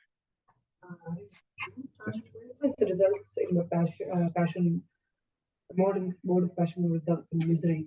So that means we shouldn't be passionate really when we are working, because you're saying it's going to result in misery. No, when we are working, Mataji, we are just doing a set of activities as per your prescribed duties. And as I said, example of Brahmaji is doing, he's the greatest devotee, he's an Acharya, he's a Mahajan, he's the guru of everyone in this material world, if he's speaking. But his work is also in mode of passion. So your work can be in mode of passion. You understand? So you're doing a set of activities based on sattva. You have defined a particular lifestyle, whatever. You go and perform your duties. Now, if your duties are like that, suppose you have to kill animals and cut meat and all that, obviously we recommend you to come out of that activities, adopt another job. So if your mode of passion job is Arjun job was in mode of passion. Yuddha. No, Dharma Yuddha we are talking. Maybe not. He is not a terrorist, killing animals. Sorry, killing people. No. So as far as Dharma, you are doing a particular job, and that job may need some, instructive be given to others. That's fine. That's fine. As I said, your mental setup is more important. Not inside your heart thing. They're all my servants, and I can treat them as I like between 9 to 5. Yeah. That's fine. If you instruct someone, you have to tell them something. No, this is wrong. This is wrong. That's wrong. That's part of your job. You are suppose guarding few important documents or something. Someone steals it. You have to say you are a thief. You are a thief. You cannot just walk in my room and then pick up anything. That's your set of duties. But inside your heart, you still think this thief is also a soul. It's performing this act under ignorance. But at your work, you have to be professional. Yes, ma'am. But something Amogri, I was listening to Amogri, and he said that in our daily life, the activities we perform, they are variegated. So much varieties there, but the end result is always the same. It is misery, and it binds you to the Ferris wheel of life. So no matter what activity you perform, it always results in eating. It can be tied back to eating, sleeping, depending, and to the life, or the cycle of birth. But our chanting, which is so-called repetitive and boring and just same every day, same mantra so many times, but the result is always different, because as you keep chanting, you just experience the kind of joy and attachment to Krishna and other things, which is just different in every way. So seemingly repetitive activity, it seems like gives unlimited experience, joyful experience, and seemingly different activity just results in one single action or result. I thought it was very profound when he said that. He said, when we're reading Shastra, he said about reading Shastra. And for life, yeah, he said, we get new car, new house, and new sofa and whatnot. We become very excited. Kya Bhagavad Gita, same Bhagavad Gita. But this Bhagavad Gita reveals you every time you read Bhagavad Gita, gives you a different revelation, something new you find. Oh, I didn't realize that point. I didn't realize that point. So he said, newness is not just in changing the forms. Newness is in the absorption. And the more you are absorbed, the more you find Krishna conscious fresh. Ekadashi ka Purushottam Mass come, you just become excited about it. And so, फिर से Ekadashi आ गई. No, I think hardly any Hare Krishna devotees feel like that, because we all love it. Even kids love it, Ekadashi. When is the next Ekadashi? He's excited already. He's saying today Sunday is Ekadashi. I said, next one. One more week he has to wait for Ekadashi. Yeah? They love it. So newness is not just in changing the forms, in changing my dress. I may feel a newness for 1 hour or something, but then it's just a dress. But newness is an absorption. The more you absorb in an activity, especially Sri Krishna conscious, you feel actually so much joy in serving Gopinath. So much joy. We look forward to it. Although externally it may look hard, repetitive, as you said. It's so true. Okay, next one. 17 is true. From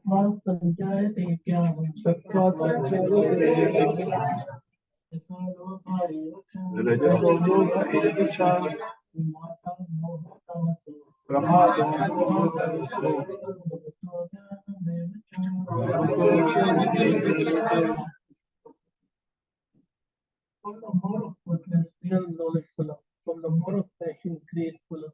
From the more of ignorance, developing foolishness, badness, and evil. The similar points Krishna is making it again, making it like very, very clear. If you increase your sattva, what will happen? Sattva sanjayate jnanam. So sometimes mode of goodness doesn't seem to give us any gross results immediately. Like if you get up early morning every day, doesn't this guy is doing masti, he's getting up 8 o'clock, I have to get up at 4 o'clock. So immediate results you won't see, but in the long term, you see a jnana comes. Huh?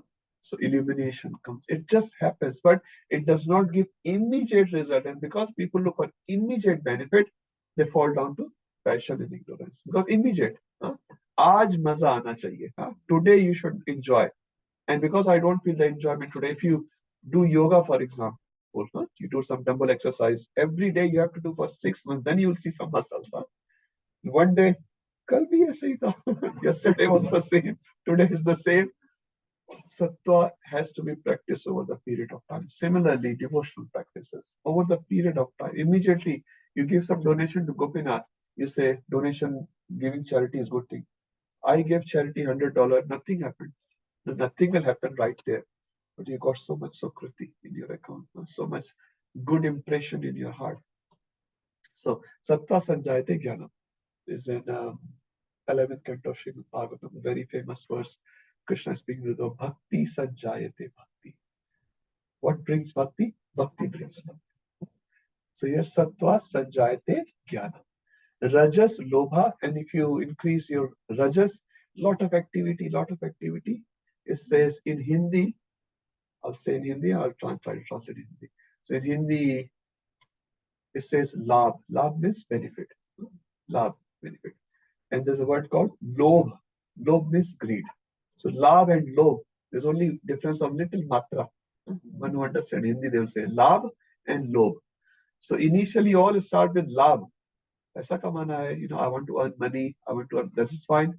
But slowly, this labh, this benefit becomes lobh, greed. We don't know. Then I have to work overtime, I have to work Sunday, I have to work on holiday, I have to do this, and it becomes lobh. And when labh becomes lobh, you're gone. So labh is no problem. All have to work, nice, honest livelihood, and we get whatever we get by Krishna's arrangement. But it should not become lobh. But Rajas, so Sattva also works. Rajas also works. Rajas works for lobh, Sattva is working for labh. You have to pay your mortgage, you have to work, no problem with that. So you're not saying Sattvas will not work, they will also work. So we should try to work in a goodness. Whatever prescribed duties are given by Krishna's, you arrange that.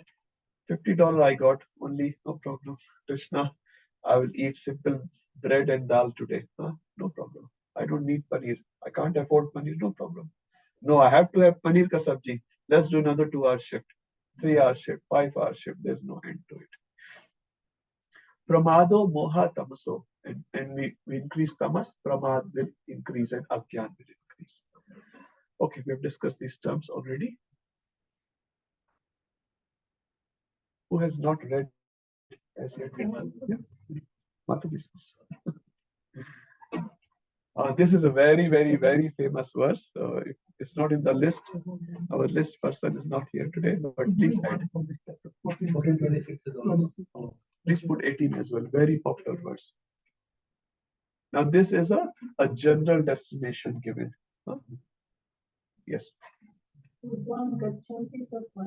Urdhvam gachanti sattva. Madhye tiष्ठन्ति rajasa. Jagannye gurvatistha. Adho gachanti tamasa.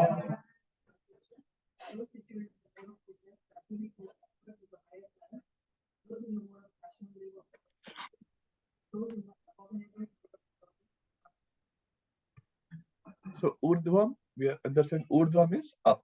Urdhva Pundatila, like we have Urdhva Pundatila.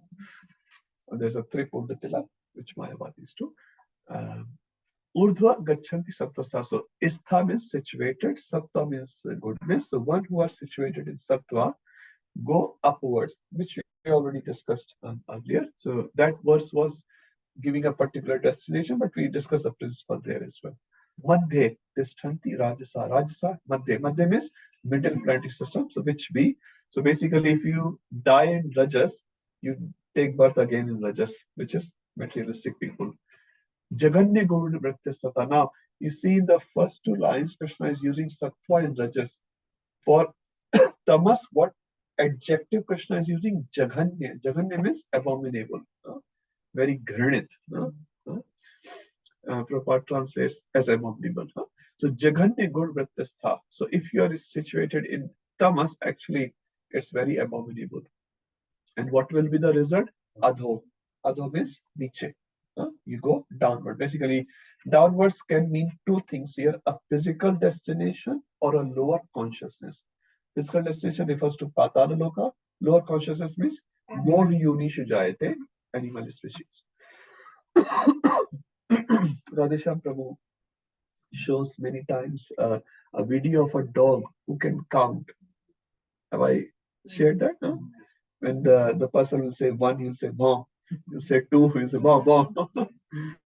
So you can say clearly, Prabhu says, must be a mathematician, professor or something has become an animal now.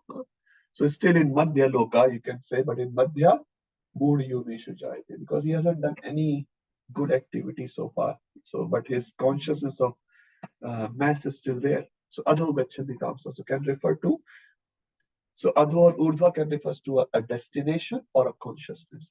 Like Manushya also, he can become a very great Manushya.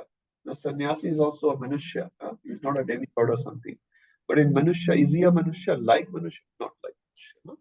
It's very upward situated. His consciousness is upward. So it can refer to both. Next one.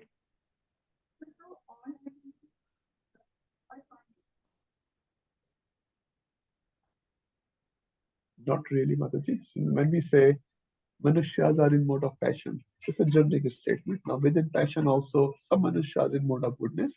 They get up early, they do yoga, they're vegetarian and all that, right? Some within passion are passion goodness, passion, some eating meat and all that. Some passion ignorance, hurting others, for example.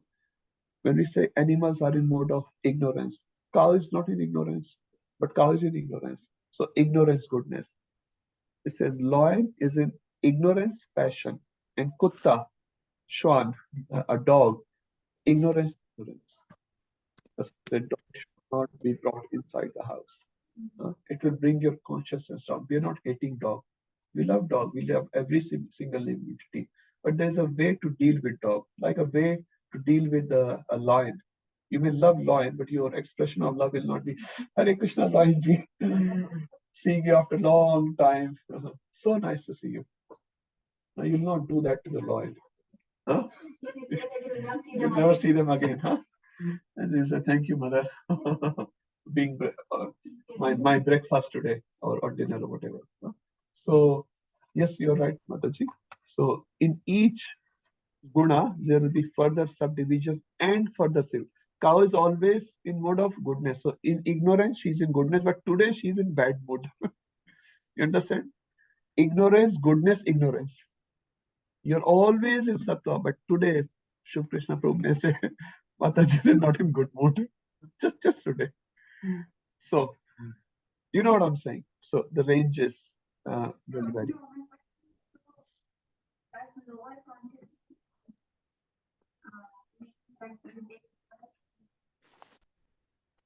Not necessarily. Lower consciousness can go to Patala Loka. So there are animals in Patala? Everyone is like an animal. They're getting beaten with whips. So that's why I'm saying when we say lower Patala Loka or lower conscious does not just mean an animal body. You can be in a human body in Patala Loka and suffering for your bad karmas, for example. Any body which is a suffering body is not elevated body. Like at this stage, we got very nice bodies. We can use this body in any way we like. Next one, where is our mind, Prabhuji? Huh? Okay, sorry, I didn't see that. Yes, anyone can read? Yes. Ajay, please first.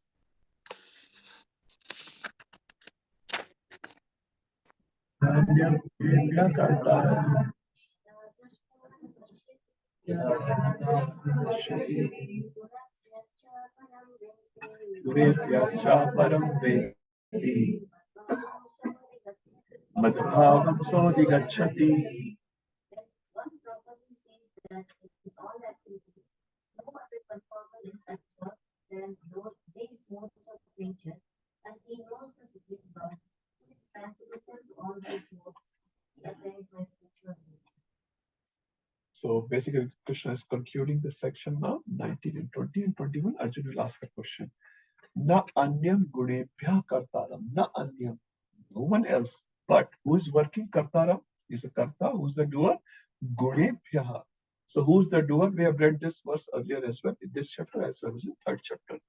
Yada drishta anupashyati. So one who sees like that, he is the actual seer. Again, repeating the same point. That means we should not see I am the doer. Gunas are the doer. Gunebhya. Gunebhyascha param veti madbhavam. And one who sees another one who is transcendental, the Supreme Lord. Madbhavam so adhikachati. He attains my spiritual nature. So we have to see two things. We are not the doer, gunas are the doer. Now, who is the desirer? Yes, we are the desirer, but doer are the gunas. But who gets the result? I get the result because I was the one who instigated the project.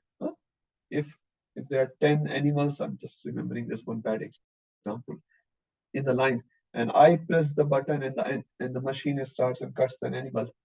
Machine is cutting the animal. Who started it? I started the switch on button. The animal. I saw one video when cows are entering into a tunnel sort of thing. I stopped it. But what happens after the tunnel. So I desire, so I get the result. And besides that, Prabhupada writes, so no other performer is at work than these modes of nature. And he knows the Supreme Lord who is transcendental, Param Veti. To all these modes, he attains my spiritual nature. So you have to identify two things. Come out of the negative and identify the positive. So Supreme Lord, when we identify, then we attain his nature. We'll do two more verses. We'll stop because it's just ending the section. If you want to move to 20, or we can just read. Prabhuji, you can read. You've been trying for so long.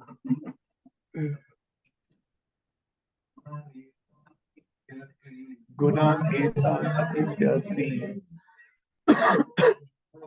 Dehi Janma mrityu jara dukkhai. Vimuktam tamashute.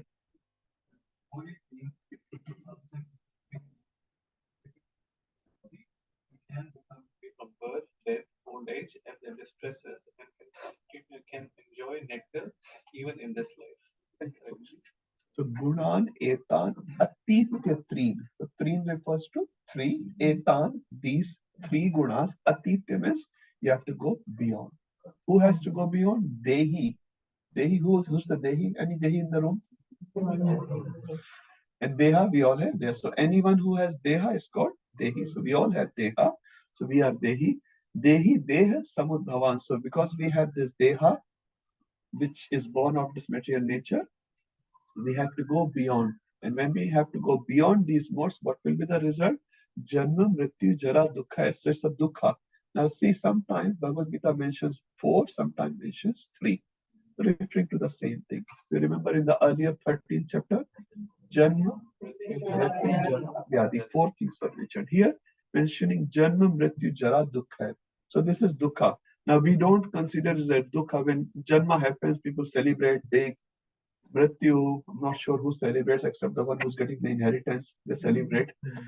Jara, I think everyone agrees to that. No one likes it, but start seeing as dukkha, dukkha dosha anudarshana. If you want to vimukta, get out of this, and amritam ashrute. Ashrute means to accept. Anyone else remembers a verse where ashrute word is used? 926. Patram pushpam phalam toyam yoga bhakti prachit. Ashnami preta. Ashnami, accept.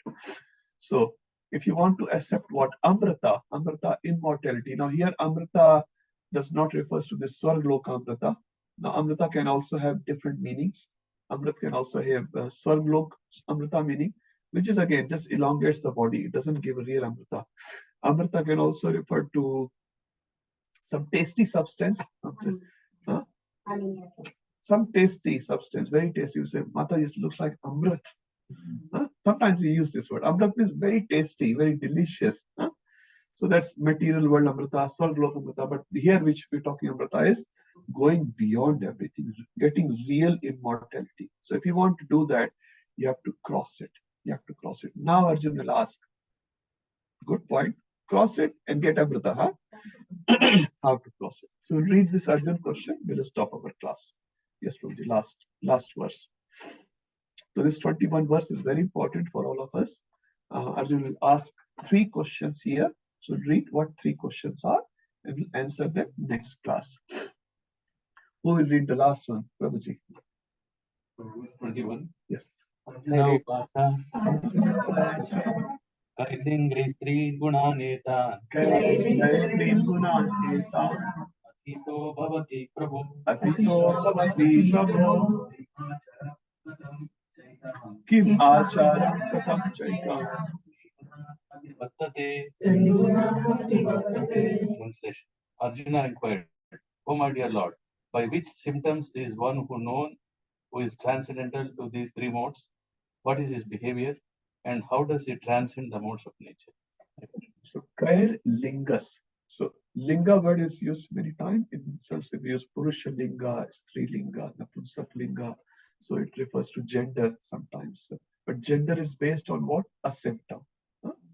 We say, no, this balak, a baby has taken birth. It says Purusha Linga is a male or female, based on the symptom. So Linga refers to symptom.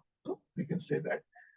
3 gunan etan. So 3 means 3, gunan means modes of material nature, etan, these 3. Atito bhavati prabhu. Atito means going beyond. So Prabhu, my dear master, my dear Krishna, can you please tell me what are the symptoms who are beyond the modes of material nature? So he's asking for a person. You remember similar question Arjuna is asking for a second. How does he sit? How does he walk? How does he behave with the world? Similarly, Kairlingas, what are the symptoms of the person who has atit, who has crossed the 3 modes of material nature? First question. Second question, Kim Acharaha. Achara again refers to what is his behavior. So what is the difference between linga, symptom, and achara, which is again sort of a behavior? So it says behavior refers to external behavior. Linga refers to internal. Internal means how does his mindset works. Sometimes our mind, we may not like a person when he knocks the door. But achar, we can, Hare, please, aiye Prabhuji, baithiye. So nice to see you. Sorry to say this example, but sometimes our internals and externals varies. So we understand linga refers to internal mindset.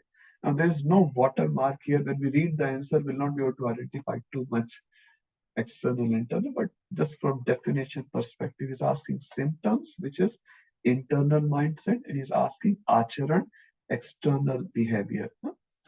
Katham chaitams.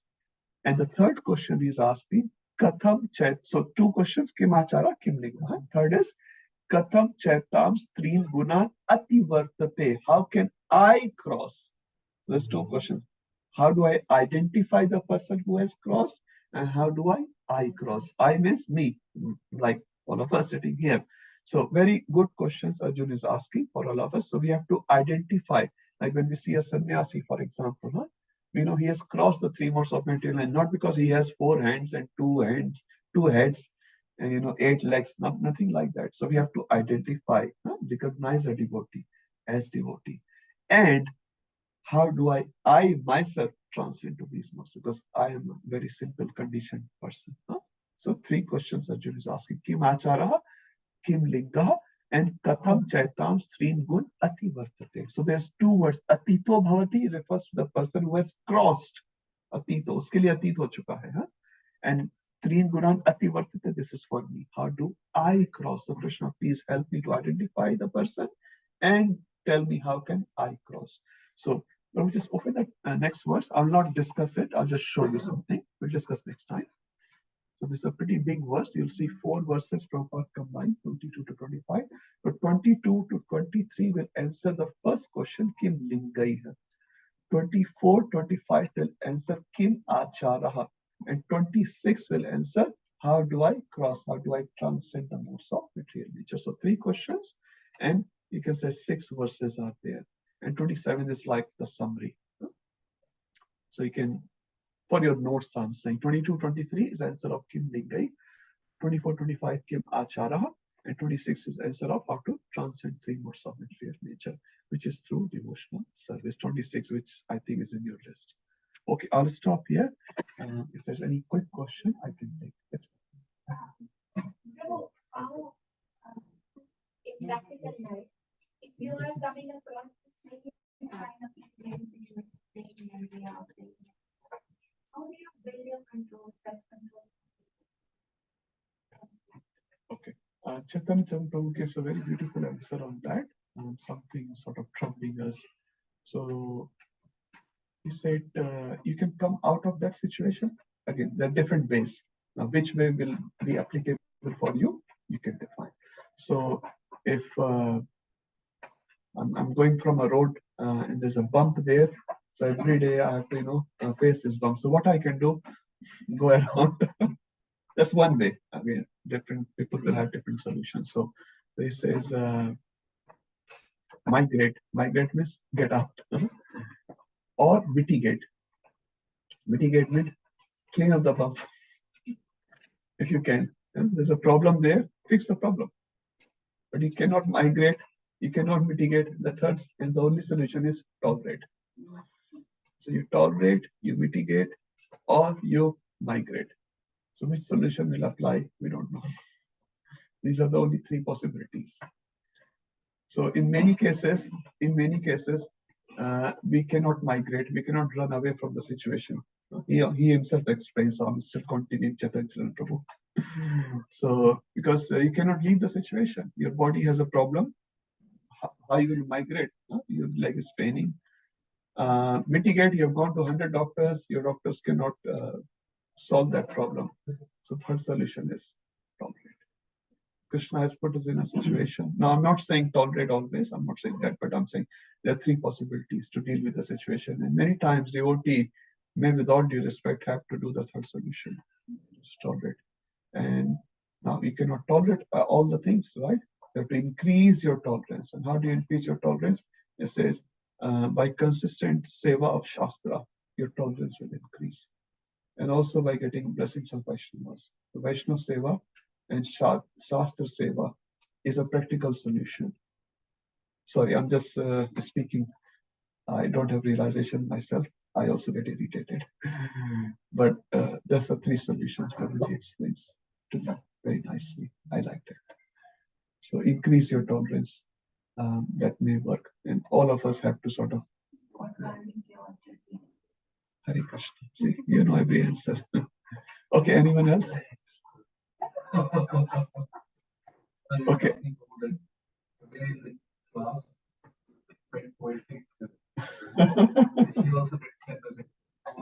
Hare Krishna, Hare Krishna. My flu is spreading. Okay, Hare Krishna, online devotees, if you have any points to say, Sorry, we could not engage too much with you today. I was too engaged and distracted. The nice devotees here. They're doing a lot of poems today. And Sundar Gopal Prabhu is laughing at some poem. Satyama Mataji, you are missing out. He will tell you all the poems when he comes back. Yes, Prabhu, I'll take all the report when he comes back. Give him some opportunity before you start getting the reports. Sure, Prabhuji. Bahavasu Prabhuji and Mataji. Hare Krishna, Prabhu. Yeah, thank you very much for the lecture, Prabhu. Very nice. Thank you. Not sure about it. We'll thank you, all of you, and all of you for all the way from